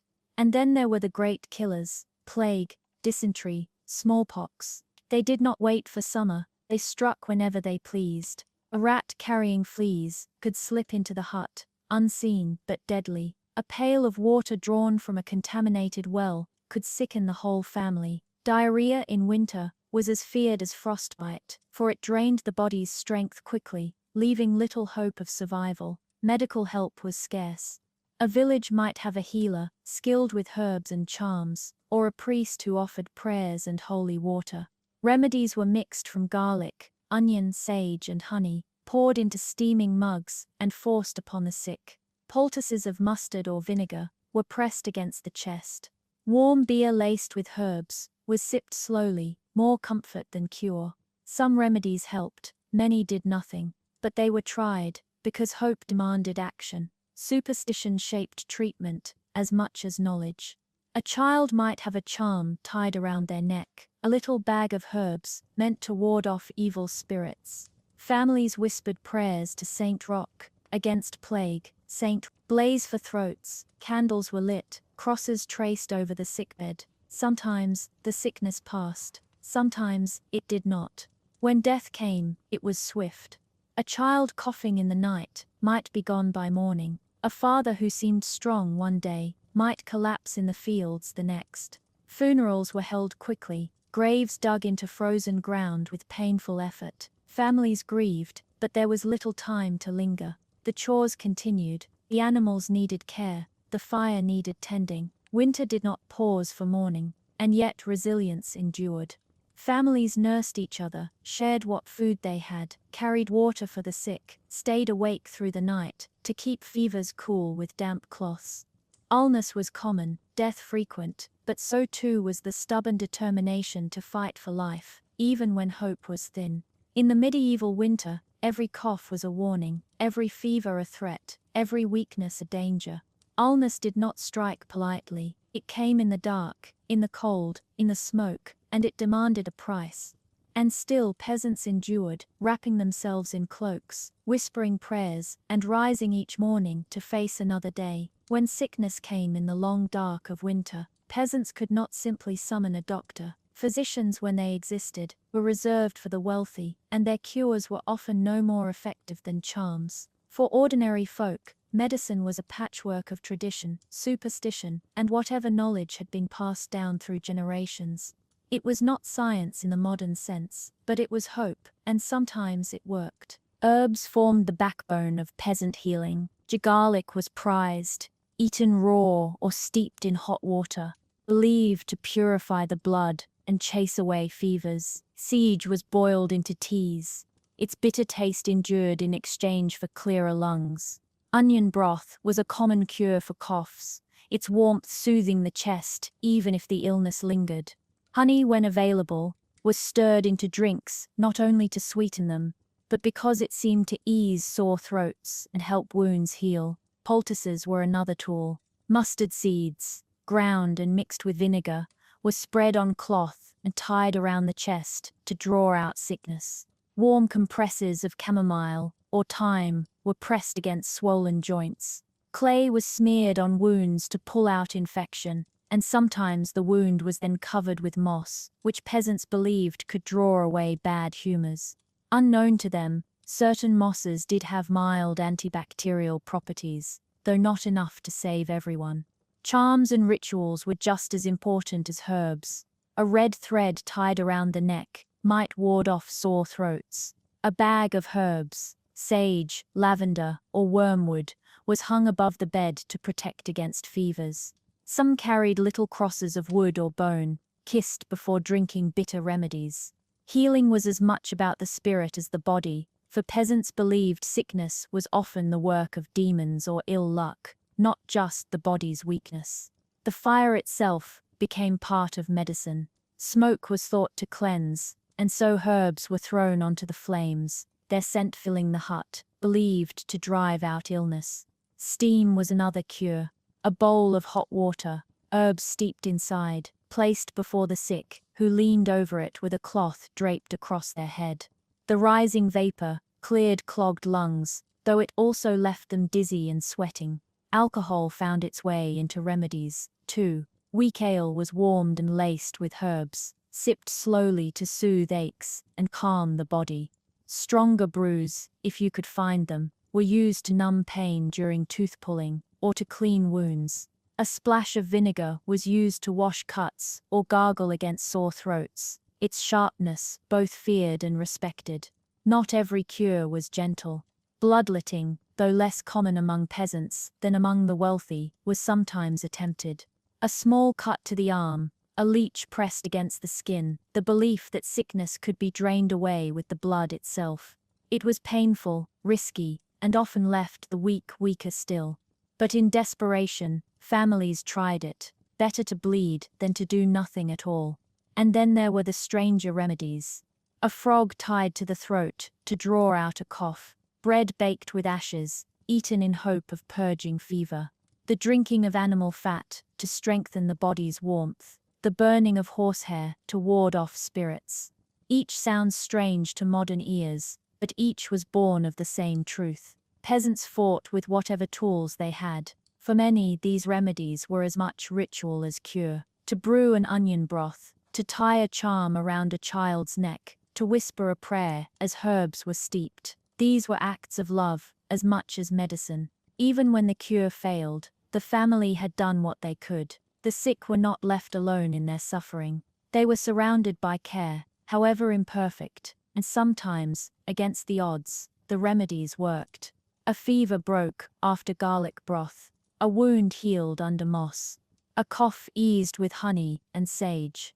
Whether by chance, by the strength of the body, or by the faint spark of truth, in the old remedies, survival came. And survival was everything. In the end, peasant medicine was not about certainty. It was about trying. It was about doing something, anything, to fight back against the dark weight of winter illness. And that effort, flawed though it was, gave comfort, hope, and sometimes another day of life. When herbs failed, when charms did little, when remedies only prolonged suffering, peasants turned to their deepest and oldest source of hope, faith. In the medieval world, sickness was rarely seen as random. Illness was punishment, a test, or the work of dark forces. And so the fight against it was as much spiritual as it was physical. Every hut had its sacred corner. A wooden cross hung above the hearth, blackened by smoke, but cherished all the same. A small image of the Virgin Mary, or a saint, might be pinned beside it, painted crudely or carved by hand. In times of sickness, families gathered before these symbols, whispering prayers through cracked lips, crossing themselves again and again as the fire hissed low. Prayers were specific. Saint Roche was called upon to protect against plague, Saint Blaise for sore throats, Saint Apollonia for toothache. If the sickness was in the chest, Saint Blaise's name was spoken over steaming bowls of broth. If it was a fever, the family begged the Virgin for mercy. Every saint had a domain, every illness a protector, if only the prayers were strong enough to reach them.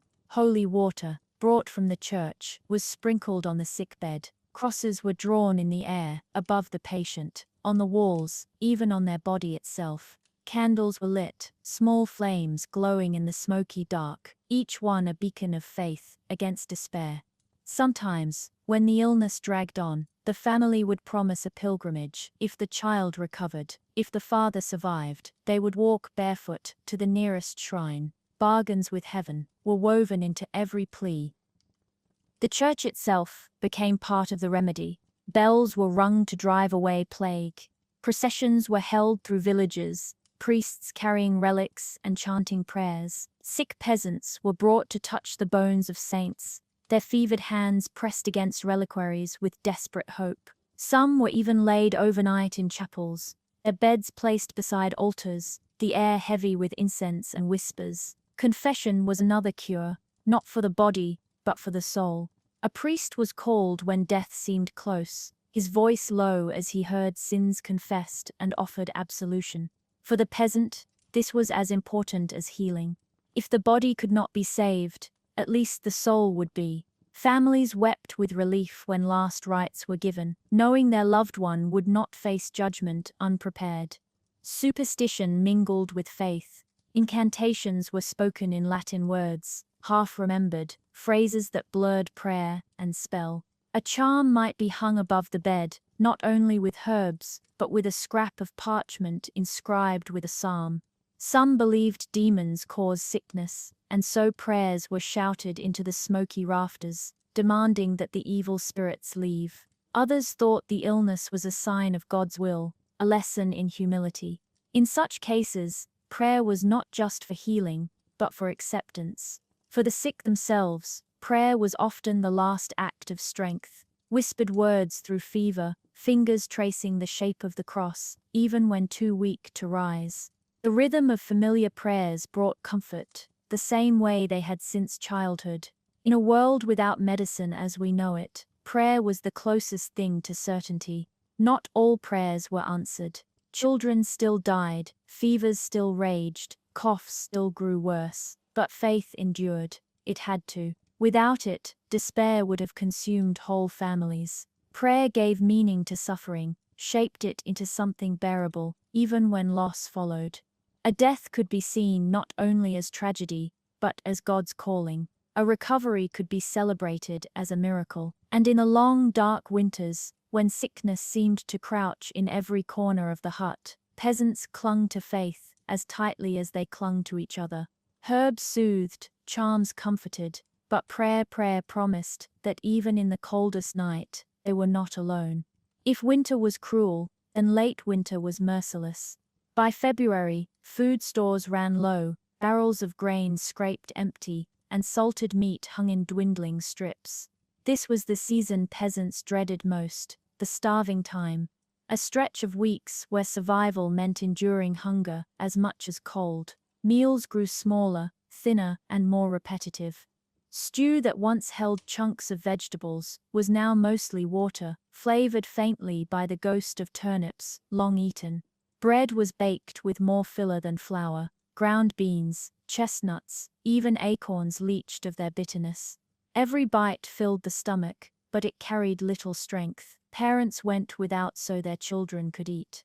Mothers slipped portions quietly into smaller bowls. Fathers pushed their bread toward the little ones. It was an unspoken sacrifice, repeated in countless huts across the countryside. Hunger gnawed at the adults, but the children had to be kept alive. They were the future, the reason to endure. When the larder was nearly bare, peasants turned to what they could scavenge. Roots dug from frozen ground, bitter and tough, but still edible. Cabbage stalks left over from autumn harvests, boiled until soft. Dried nettles or sorrel, picked months earlier, crushed into soups for a hint of green. Every scrap mattered, every scrap was saved. Animals too became part of the calculation. A hen that stopped laying eggs, a goat too weak to breed, even a dog in desperate times, all might be slaughtered to stretch survival a little longer. It was never done lightly, but when hunger clawed at your belly, sentiment gave way to necessity. Hunger did strange things to the mind. It made people dream vividly of food, tables piled with bread, stews rich with fat, wheels of cheese glowing golden in the firelight. Children woke crying, convinced they had been cheated of the feast they dreamed of. Adults grew irritable, arguments flaring more quickly, patience thinning. Hunger pressed down on the spirit, as surely as frost pressed down on the fields. Festivals and fast days, commanded by the church, became harder to bear. To go without meat on Fridays, or during Lent, was no great challenge when none was left anyway. But to be told to fast further, when your stomach was already empty, felt like cruelty wrapped in holiness. And yet peasants obeyed, fearing spiritual hunger, even more than physical. Communities sometimes came together in these months. Neighbors shared what little they had, trading a pot of beans for a few eggs, or a heel of bread for a scoop of flour. Those with nothing gave labor instead, helping mend a fence, or carry water in exchange for a bowl of porridge. Hunger humbled everyone, reminding them that survival was not solitary, but shared. Some families held on to one secret reserve, a hidden stash of grain, or a side of bacon buried under straw. It was a dangerous choice. Hoarding invited envy, even theft, but it was also a safeguard. That reserve might mean the difference between life and death in the bleakest weeks. Not everyone endured.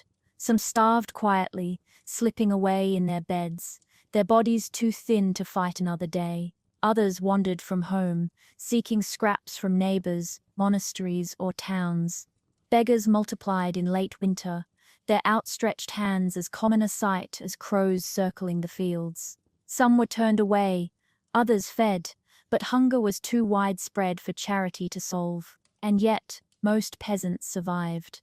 Not because the season was kind, but because they were stubborn. They learned to stretch every crumb, to trick their stomachs with hot water when food was gone, to chew slowly, as if each bite might last longer. They clung to life with the same determination as the roots clinging to frozen soil. When spring finally arrived, and the first shoots of green broke through the thawing ground, it felt like a miracle. Hunger loosened its grip, meals grew heavier, and the starving time faded into memory.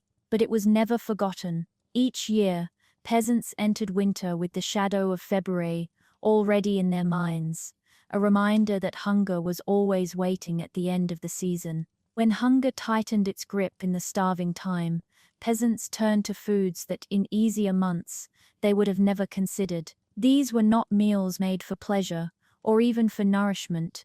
They were acts of desperation, proof that survival often demanded swallowing whatever could be chewed. One of the most common substitutes was bread stretched with fillers. Flour was precious, so acorns, chestnuts, and even ground-up bean pods were mixed into the dough. Acorns had to be soaked and boiled to leach away their bitterness, but even then they carried a harsh taste. The resulting loaves were dense, dark, and barely edible, yet they filled the belly, and that was enough. Weeds and wild plants were gathered wherever they could be found. Nettles, sorrel, and dandelion leaves were boiled into thin soups. Bitter in flavor, they offered little more than color in the pot, but they gave the illusion of variety. Some peasants even stripped bark from trees, scraping the soft inner layers and grinding them into a coarse powder to mix with porridge. It was tough, fibrous, and nearly tasteless, but in a famine, bark bread became a grim reality. Animals not normally considered food also found their way to the pot. Hedgehogs were caught, their spines singed off in the fire before the meat was roasted. Frogs and snails were gathered from ditches, boiled in water until rubbery but edible. Even rats were eaten in the worst times, skinned and roasted, though the thought alone made many retch. Hunger, however, was stronger than disgust. Bones, too, were precious. Once the meat was gone, they were boiled again and again, until no flavor remained. The broth was thin, almost clear, but it carried the ghost of nourishment. Some peasants cracked the bones open, scraping the marrow with knives or fingers. That last bit of fat and protein was treasured, even fought over. Dogs and cats, companions in better times, were not always spared. In famine, their loyalty to the household sometimes ended in the cooking pot. It was a grim choice, one made with heavy hearts, but when children cried from hunger, sentiment could not always survive. Even soil itself found its way into food.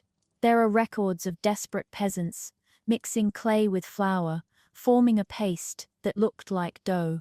Baked into small cakes, they provided no nourishment, but they filled the stomach for a few hours.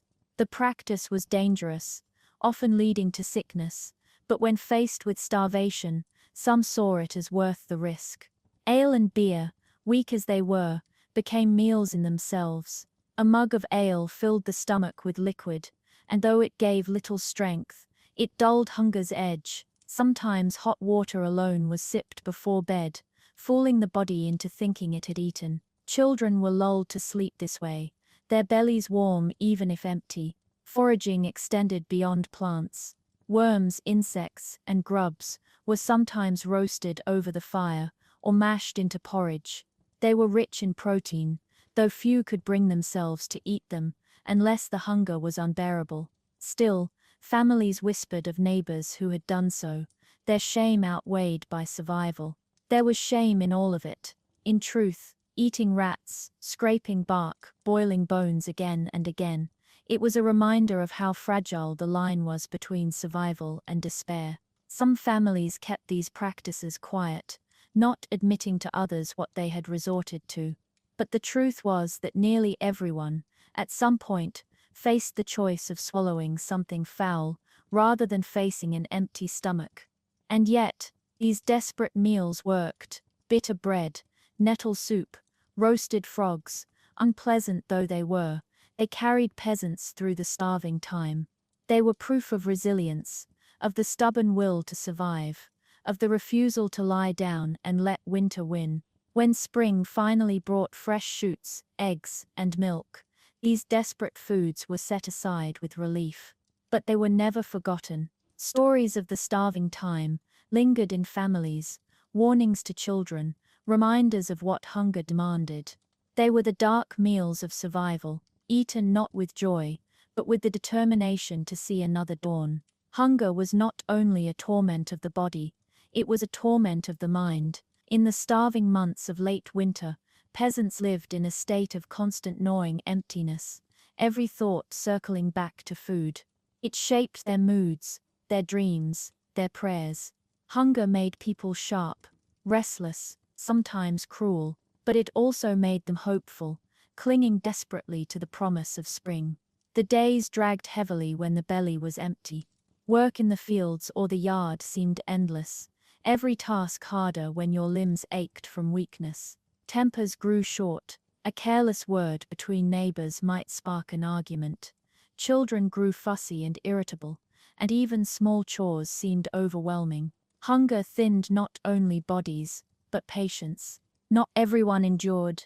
Some starved quietly, slipping away in their beds, their bodies too thin to fight another day. Others wandered from home, seeking scraps from neighbors, monasteries, or towns. Beggars multiplied in late winter, their outstretched hands as common a sight as crows circling the fields. Some were turned away, others fed, but hunger was too widespread for charity to solve. And yet, most peasants survived. Not because the season was kind, but because they were stubborn. They learned to stretch every crumb, to trick their stomachs with hot water when food was gone, to chew slowly, as if each bite might last longer. They clung to life with the same determination as the roots clinging to frozen soil. When spring finally arrived, and the first shoots of green broke through the thawing ground, it felt like a miracle. Hunger loosened its grip, meals grew heavier, and the starving time faded into memory. But it was never forgotten. Each year, peasants entered winter with the shadow of February already in their minds, a reminder that hunger was always waiting at the end of the season. When hunger tightened its grip in the starving time, peasants turned to foods that in easier months they would have never considered. These were not meals made for pleasure, or even for nourishment. They were acts of desperation, proof that survival often demanded swallowing whatever could be chewed. One of the most common substitutes was bread stretched with fillers. Flour was precious, so acorns, chestnuts, and even ground-up bean pods were mixed into the dough. Acorns had to be soaked and boiled to leach away their bitterness, but even then they carried a harsh taste. The resulting loaves were dense, dark, and barely edible, yet they filled the belly, and that was enough. Weeds and wild plants were gathered wherever they could be found. Nettles, sorrel, and dandelion leaves were boiled into thin soups. Bitter in flavor, they offered little more than color in the pot, but they gave the illusion of variety. Some peasants even stripped bark from trees, scraping the soft inner layers and grinding them into a coarse powder to mix with porridge. It was tough, fibrous, and nearly tasteless, but in a famine, bark bread became a grim reality. Animals not normally considered food also found their way to the pot. Hedgehogs were caught, their spines singed off in the fire before the meat was roasted. Frogs and snails were gathered from ditches, boiled in water until rubbery but edible. Even rats were eaten in the worst times, skinned and roasted, though the thought alone made many retch. Hunger, however, was stronger than disgust. Bones, too, were precious. Once the meat was gone, they were boiled again and again, until no flavor remained. The broth was thin, almost clear, but it carried the ghost of nourishment. Some peasants cracked the bones open, scraping the marrow with knives or fingers. That last bit of fat and protein was treasured, even fought over. Dogs and cats, companions in better times, were not always spared. In famine, their loyalty to the household sometimes ended in the cooking pot. It was a grim choice, one made with heavy hearts, but when children cried from hunger, sentiment could not always survive. Even soil itself found its way into food. There are records of desperate peasants mixing clay with flour, forming a paste that looked like dough. Baked into small cakes, they provided no nourishment, but they filled the stomach for a few hours. The practice was dangerous, often leading to sickness, but when faced with starvation, some saw it as worth the risk. Ale and beer, weak as they were, became meals in themselves. A mug of ale filled the stomach with liquid, and though it gave little strength, it dulled hunger's edge. Sometimes hot water alone was sipped before bed, fooling the body into thinking it had eaten. Children were lulled to sleep this way, their bellies warm even if empty. Foraging extended beyond plants. Worms, insects, and grubs were sometimes roasted over the fire or mashed into porridge. They were rich in protein, though few could bring themselves to eat them unless the hunger was unbearable. Still, families whispered of neighbors who had done so, their shame outweighed by survival. There was shame in all of it. In truth, eating rats, scraping bark, boiling bones again and again, it was a reminder of how fragile the line was between survival and despair. Some families kept these practices quiet, not admitting to others what they had resorted to. But the truth was that nearly everyone, at some point, faced the choice of swallowing something foul rather than facing an empty stomach. And yet, these desperate meals worked: bitter bread, nettle soup, roasted frogs. Unpleasant though they were, they carried peasants through the starving time. They were proof of resilience, of the stubborn will to survive, of the refusal to lie down and let winter win. When spring finally brought fresh shoots, eggs, and milk, these desperate foods were set aside with relief. But they were never forgotten. Stories of the starving time lingered in families, warnings to children, reminders of what hunger demanded.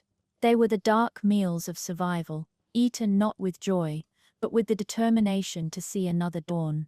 Hunger was not only a torment of the body, it was a torment of the mind. In the starving months of late winter, peasants lived in a state of constant gnawing emptiness, every thought circling back to food. It shaped their moods, their dreams, their prayers. Hunger made people sharp, restless, sometimes cruel, but it also made them hopeful, clinging desperately to the promise of spring. The days dragged heavily when the belly was empty. Work in the fields or the yard seemed endless, every task harder when your limbs ached from weakness. Tempers grew short. A careless word between neighbors might spark an argument.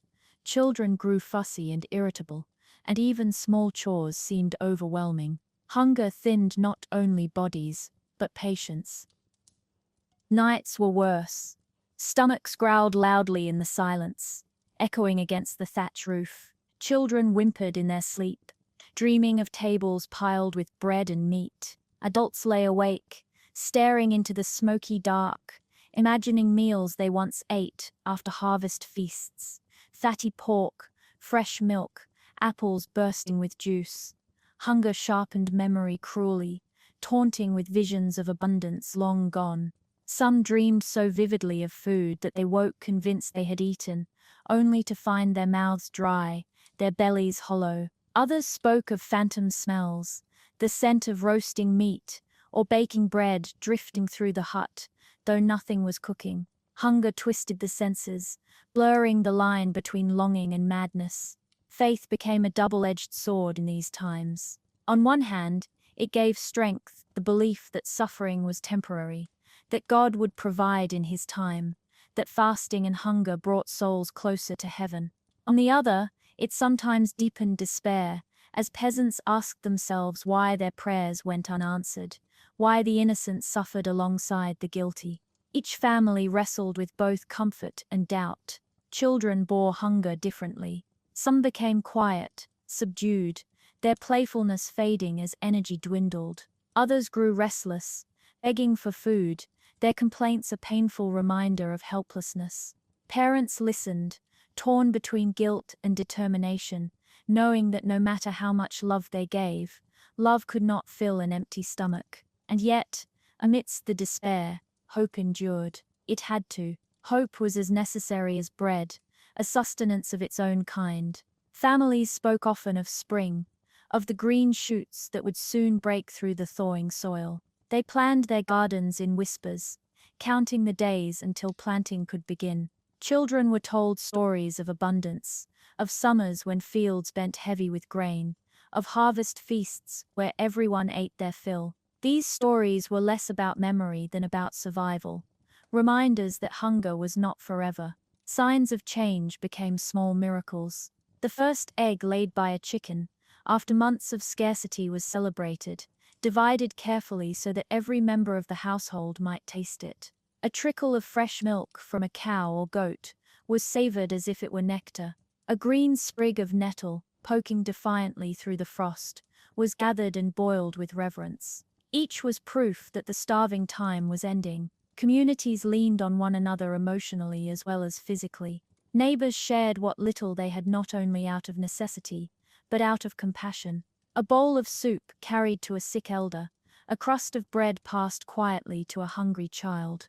These small acts were as much about lifting spirits as filling stomachs. To give food was to give hope. When spring finally arrived, hunger's grip loosened with startling speed. The first greens brought strength, the first milk eased weakness, The first fresh bread filled bellies with something more than survival. Joy returned, laughter returned, even song returned.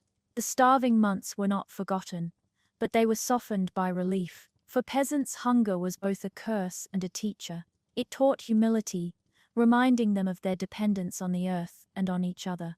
It taught patience, forcing them to endure long nights with nothing but hope. And most of all, it taught resilience, the ability to cling to life, even when life seemed unbearably thin. Spring was always the reward, the starving time was always the trial. And every year, peasants carried the memory of their hunger forward, a reminder that hope, like food, was something you could not live without. Most winters were hard, but some were worse.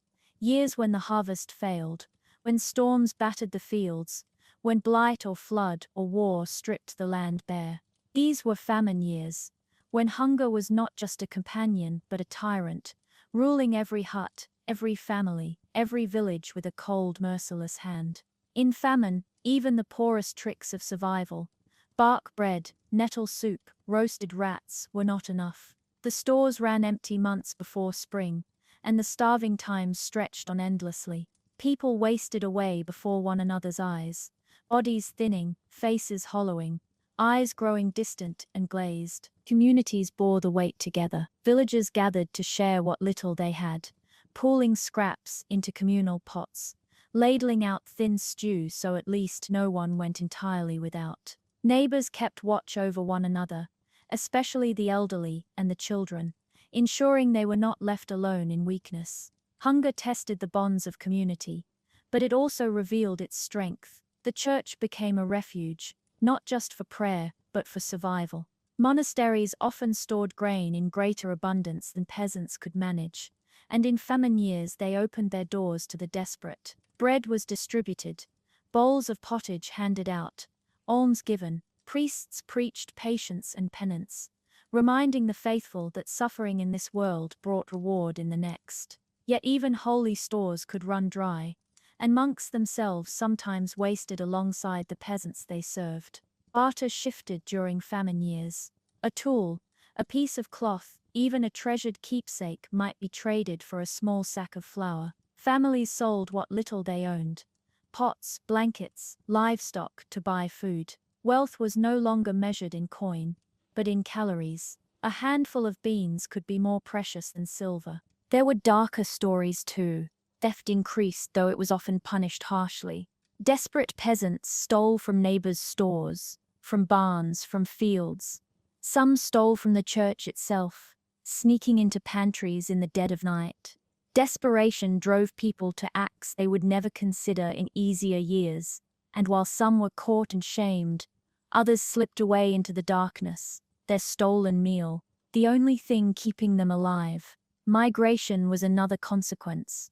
Families too weak to endure abandoned their huts, walking miles in search of food or charity. Roads filled with beggars, their hands outstretched, their voices hoarse with pleading. Villages that had little to spare often turned them away, but still they came, drifting like shadows through the countryside. For many, the road became their grave. Despite the despair, there was resilience. Families who could spare a crust shared it. Villagers pooled labor to repair barns, dig drainage, or mend dikes, working together to protect what little remained. In famine years, community was no longer optional, it was survival itself. One household alone might fail, but many households together stood a better chance of enduring.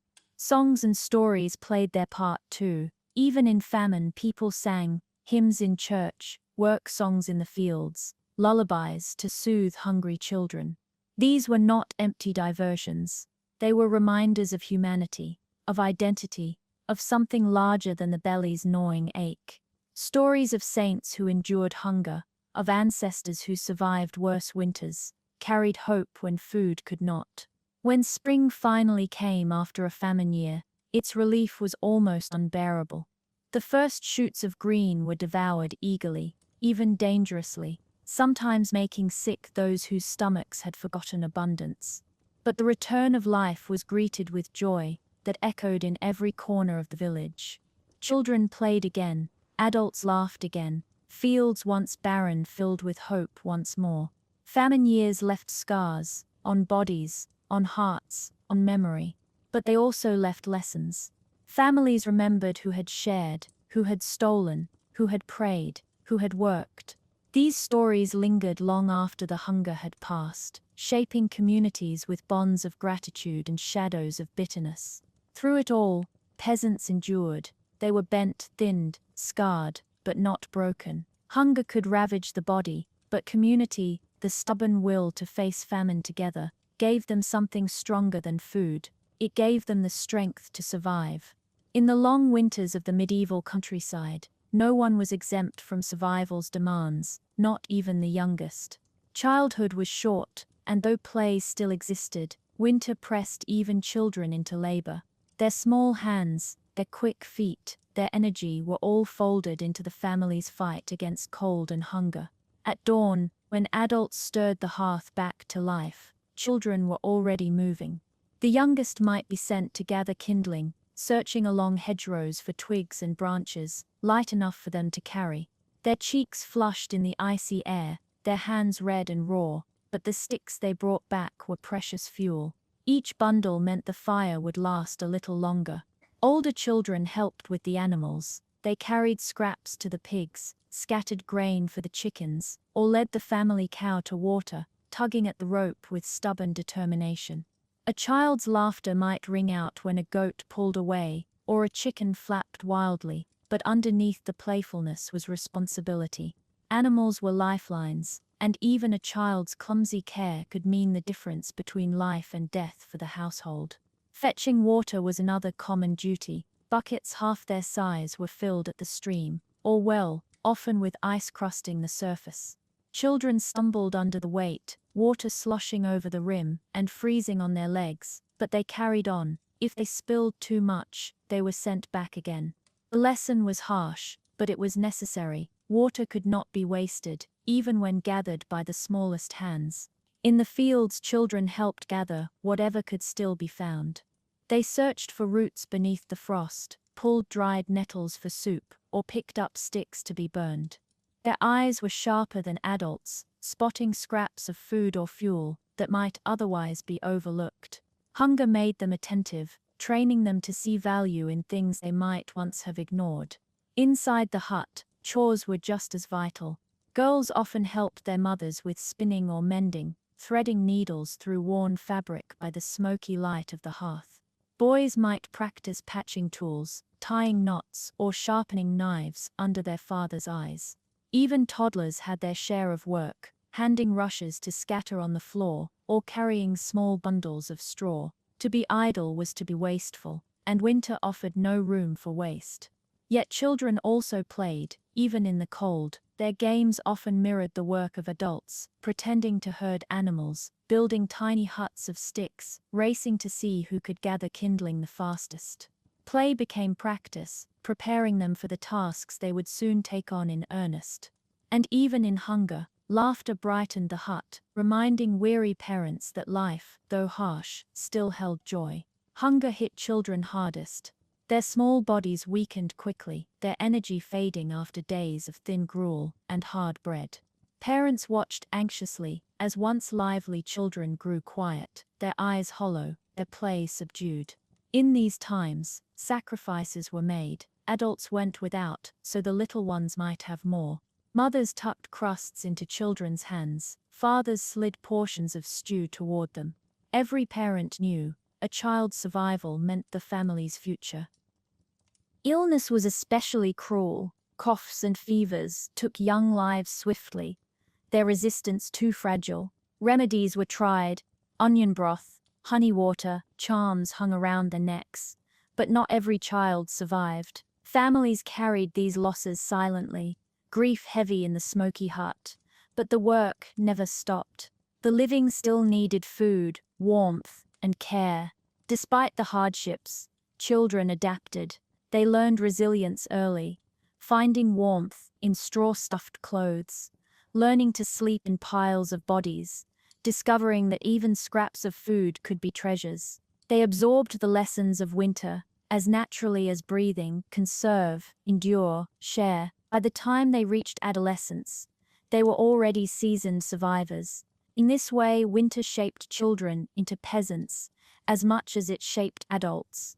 Their hands grew calloused before they could write, their backs bent before they were full grown, but they carried with them the stubborn strength of those who had learned early that survival was not a gift, it was work.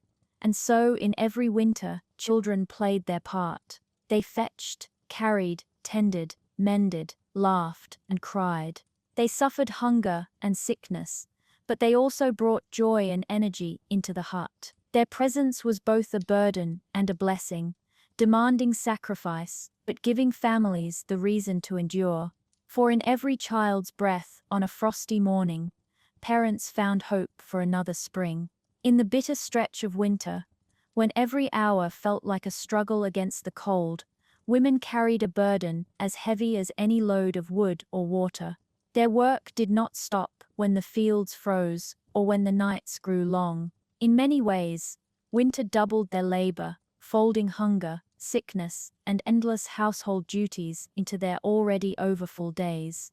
The hearth was their domain, and in winter, the hearth was the center of survival. It was the woman's task to tend the fire, to coax weak embers into flame each morning, to guard them through the day, and to bank them at night. She stirred the smoky pot, turning whatever scraps were available into something that could fill the stomachs of her family.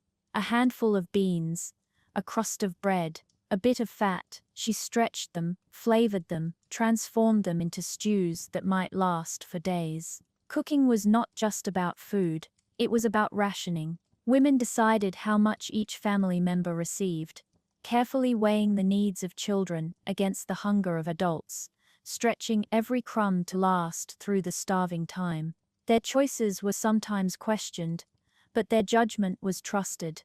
A mistake in portioning could mean the difference between survival and despair. Clothing was another duty. Winter tore at garments mercilessly. Wool stretched, seams split, shoes wore thin. It was women who mended the tears, who sat by the fire with needle and thread, restitching cloaks until their fingers ached. They patched hose, repaired mittens, and even stuffed straw into holes in children's shoes. Each repair was a victory, another day of use carved out of fabric that should have failed long ago.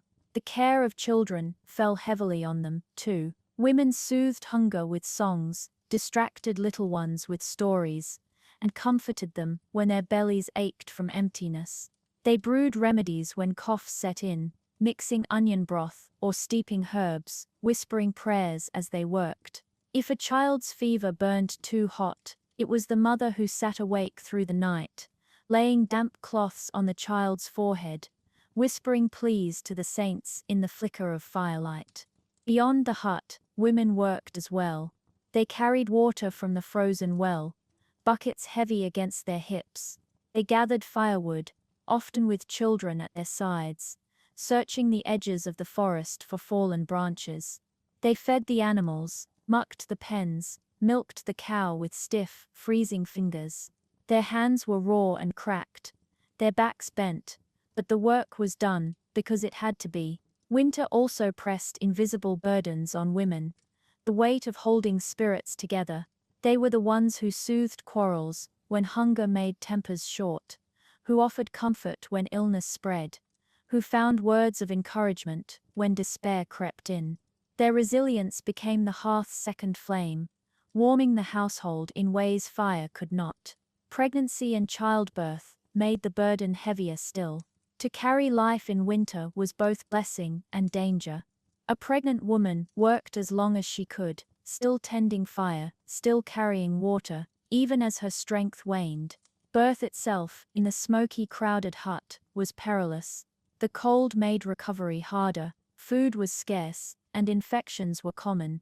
Yet women endured, bringing new life into the harshest of seasons, their cries echoing through the hut as both struggle and triumph. Despite the hardships, there was pride in their labor. Women knew that without their hands, the fire would die, the food would vanish, the clothes would fall apart, the children would wither. Their work was invisible in the grand stories of kings and battles, but it was the quiet foundation of survival. At the end of each long day, when the men returned from the frozen fields or forest, when the children huddled close by the hearth, it was the woman's labor that surrounded them. The pot on the fire, the patched clothes on their backs, the warmth of the fire itself, each was a testament to her work. Winter was cruel to everyone, but its weight pressed especially hard on women, and though their efforts were often uncelebrated, they were indispensable. In the medieval hut, it was women who bore the heaviest share of survival's burden, and it was women who ensured that spring could still be reached. If women bore the endless tasks of the hearth and children, men carried the heavy burdens beyond the door. Winter did not pause for fathers, brothers, or sons. Their strength was demanded daily, their labor vital to keeping the family alive. One of their chief duties was fuel. A peasant household devoured firewood at a relentless pace. Men spent long hours in the cold forest, hacking at trees with dull axes, dragging back logs across the frozen earth. Sometimes, they fashioned crude sledges to haul greater loads, their breath steaming as they strained against the ropes. The wood was split, stacked, and carried inside, every armful another day of warmth secured. When wood grew scarce, men turned to peat, cut in warmer months, and left to dry. Peat blocks were dug from the frozen piles and carted home. They burned slower than wood, though they smoked terribly, filling the hut with acrid haze. Still, they were precious fuel, worth every aching trip to the bog. Without fuel, there was no fire. Without fire, there was no life. Animals, too, were part of men's care.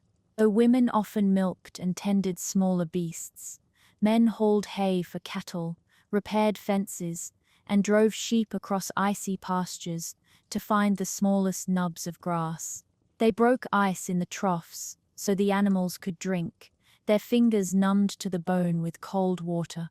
Each beast was wealth, milk, meat, or muscle, and losing one to the cold was losing part of the family's future.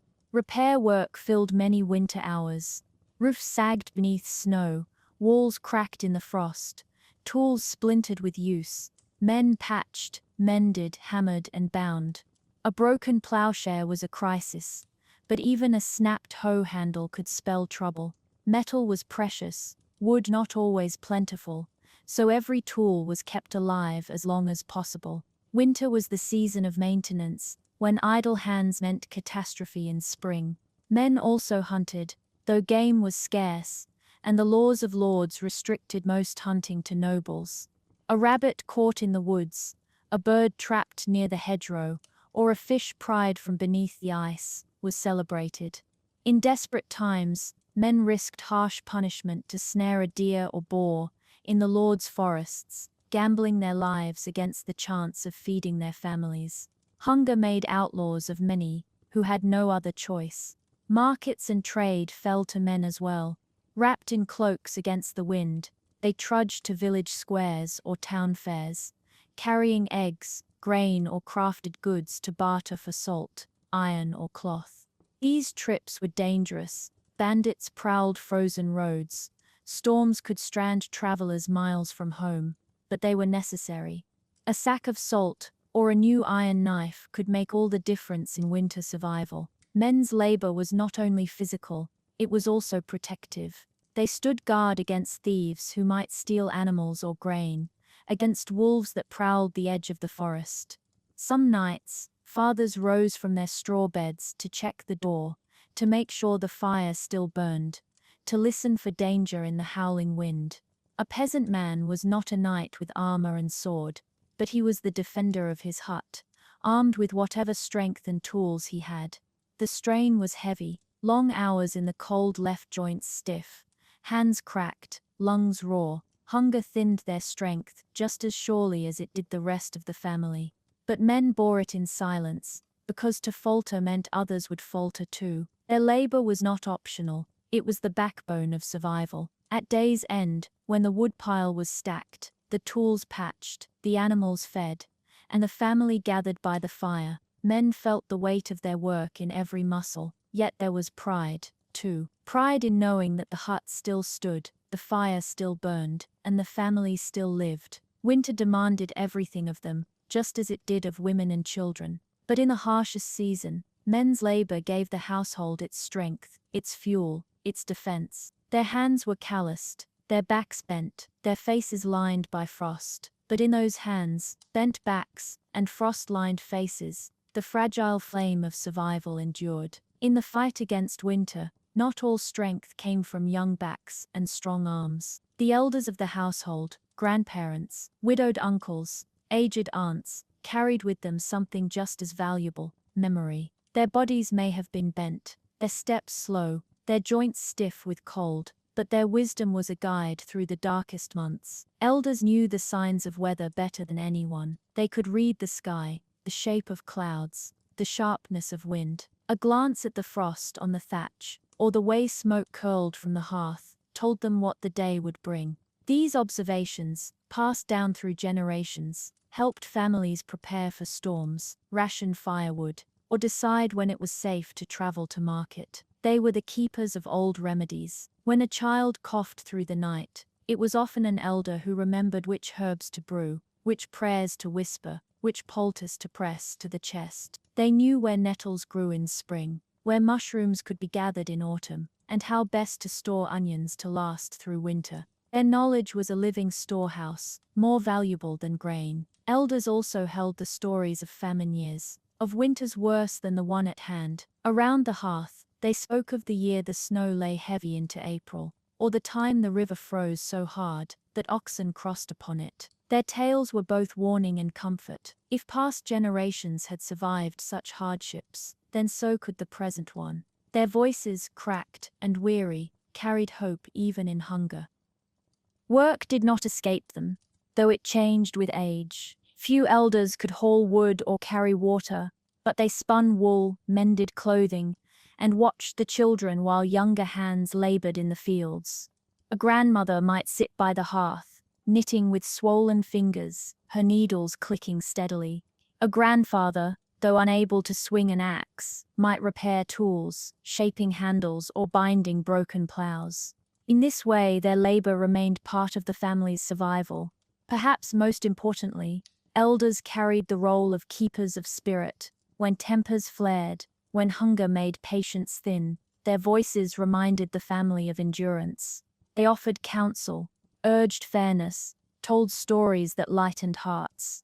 Their presence was a tether to tradition, a reminder that the household was part of something larger, stretching backward and forward through time. Children especially found comfort in the elders. A grandmother's lullaby, sung in the smoky dark, carried warmth beyond the fire's glow. A grandfather's story of saints or old heroes gave courage to young ears. In a world where childhood was brief and harsh, these moments of gentleness were precious. But winter was cruelest to the old. Their bodies struggled against the cold, their joints ached fiercely, their strength faded quickly. Elders often went without food, pushing their share toward the children, whispering that they were not hungry. Many did not survive the starving time, their frailty no match for frost and famine. Death came quietly, often in the night, a family waking to find a loved one still and cold beside the hearth. Yet even in death, elders left gifts. Their wisdom lived on in the memories of their children and grandchildren, the remedies, the stories, the warnings. Their example of endurance became a lesson, a reminder of how to meet the next winter. They were mourned deeply, but their presence lingered in every pot of stew brewed with garlic, every story told on a stormy night, every prayer whispered over a sickbed. In the medieval hut, the elders were not just old mouths to feed. They were guides, teachers, and anchors. Their bodies may have weakened, but their knowledge and spirit gave strength to those around them. And as the fire burned low, their voices carried through the dark, steady as the wind outside, whispering that spring would come again. After the wisdom of the elders was shared, after the chores were done and the fire was banked, there remained another task, less visible, but just as important as hauling wood or patching roofs.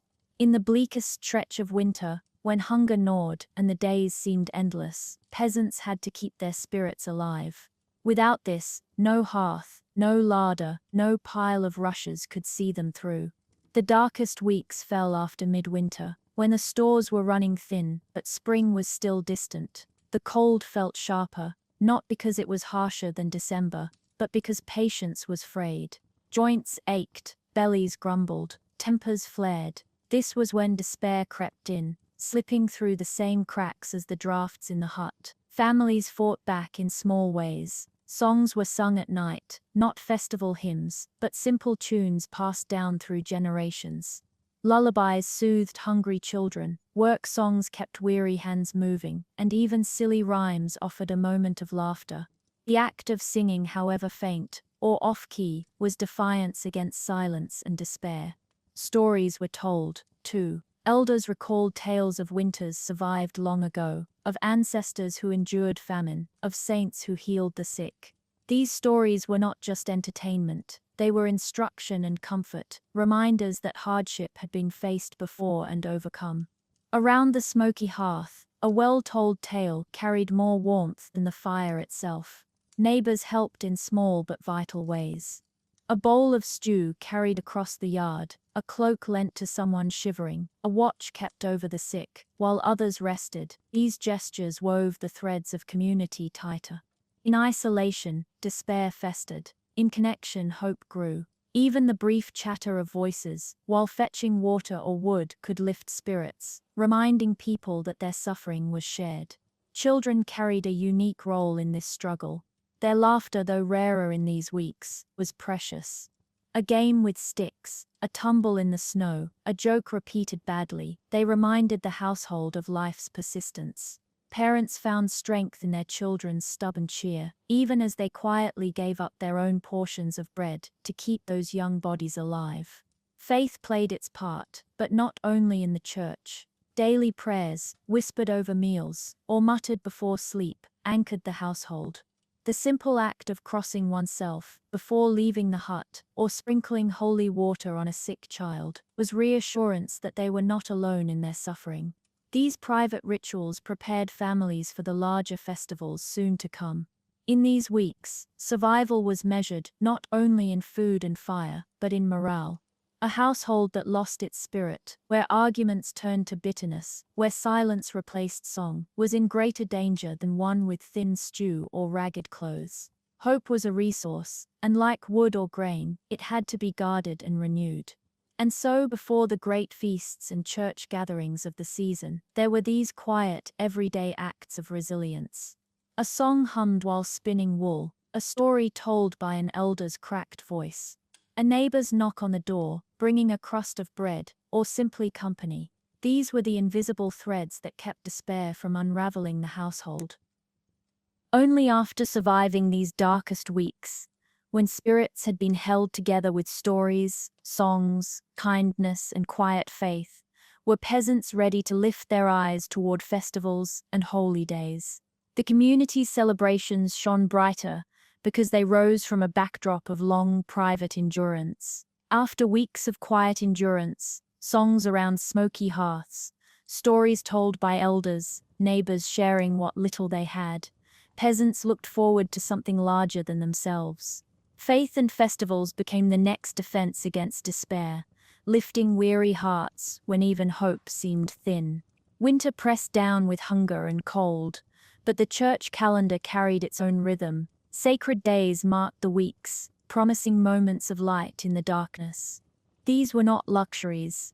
They were necessities, reminding peasants that they were part of something greater than their suffering. Christmas stood at the center of the winter calendar. Though the feast looked very different for peasants than for lords, it was still a time of joy. Families baked special loaves of bread, richer than the daily fare, sometimes spiced or sweetened if fortune allowed.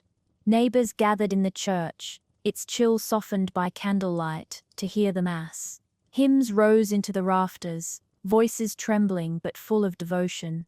For a brief time, hunger and cold were set aside in celebration of Christ's birth. The 12 days of Christmas stretched into the new year, marked with small gatherings, shared meals, and games.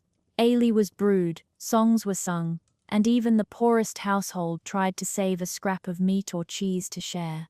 Children laughed, their eyes wide at the rare abundance.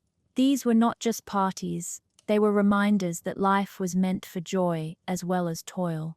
Candlemas, in early February, brought another moment of brightness. Candles were blessed in the church, their light a symbol of Christ as the light of the world. Families carried them home, believing the sacred flames offered protection against storms, sickness, and the lingering dark of winter. For peasants, Candlemas marked a turning point, the halfway mark between winter's depth and spring's promise. It was a sign that the starving time, however harsh, would not last forever. Carnival, when it arrived before Lent, was another burst of release. Masks, costumes, games, and dances filled the village, sometimes spilling into wild revelry.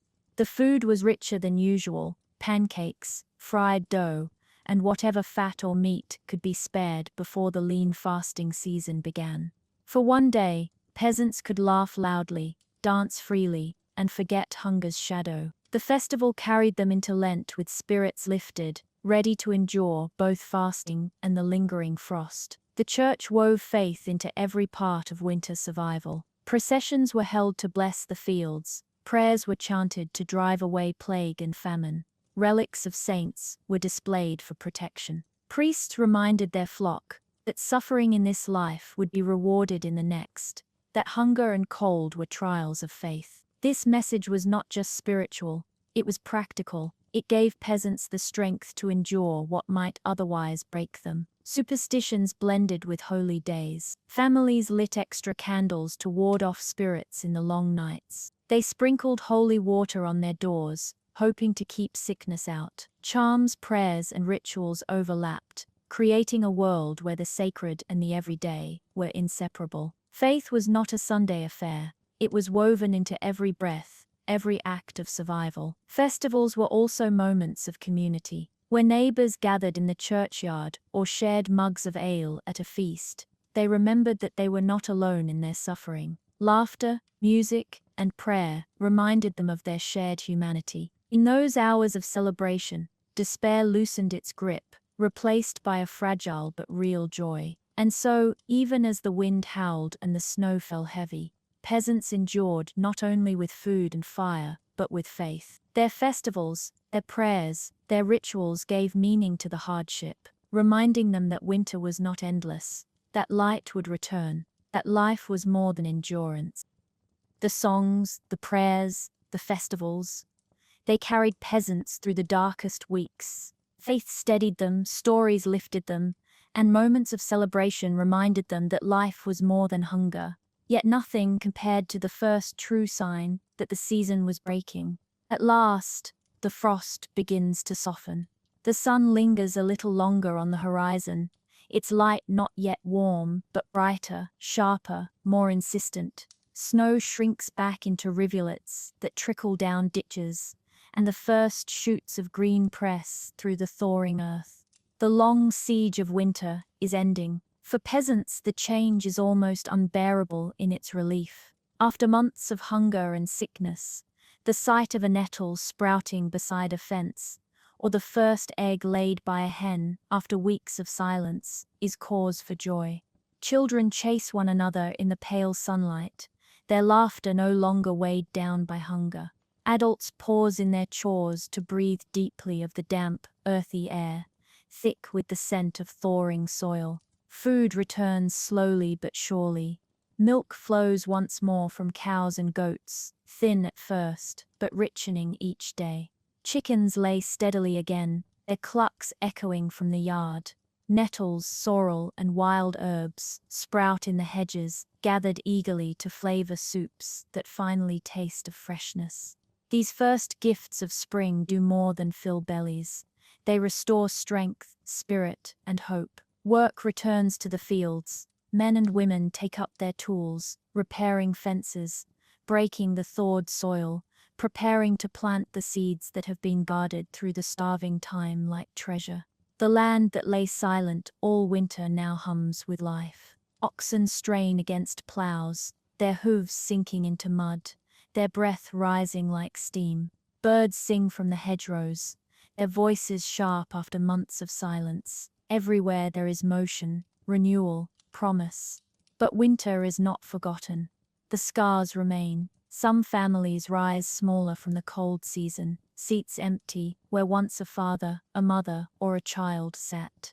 Graves dug into frozen soil with aching hands stand fresh on the edge of the churchyard. Survivors carry grief with them into spring. The memories of coughing nights, of empty bowls, of desperate prayers unanswered. And yet, alongside grief is pride. To endure winter is an achievement. Each family that sees spring has proven its resilience, its determination. Peasants know the cost of survival, and they wear it like a badge, even if quietly. The stories of the past months of hunger, of sickness, of small victories become part of the family's memory, told again when the next winter comes. Hope, too, blooms with the season.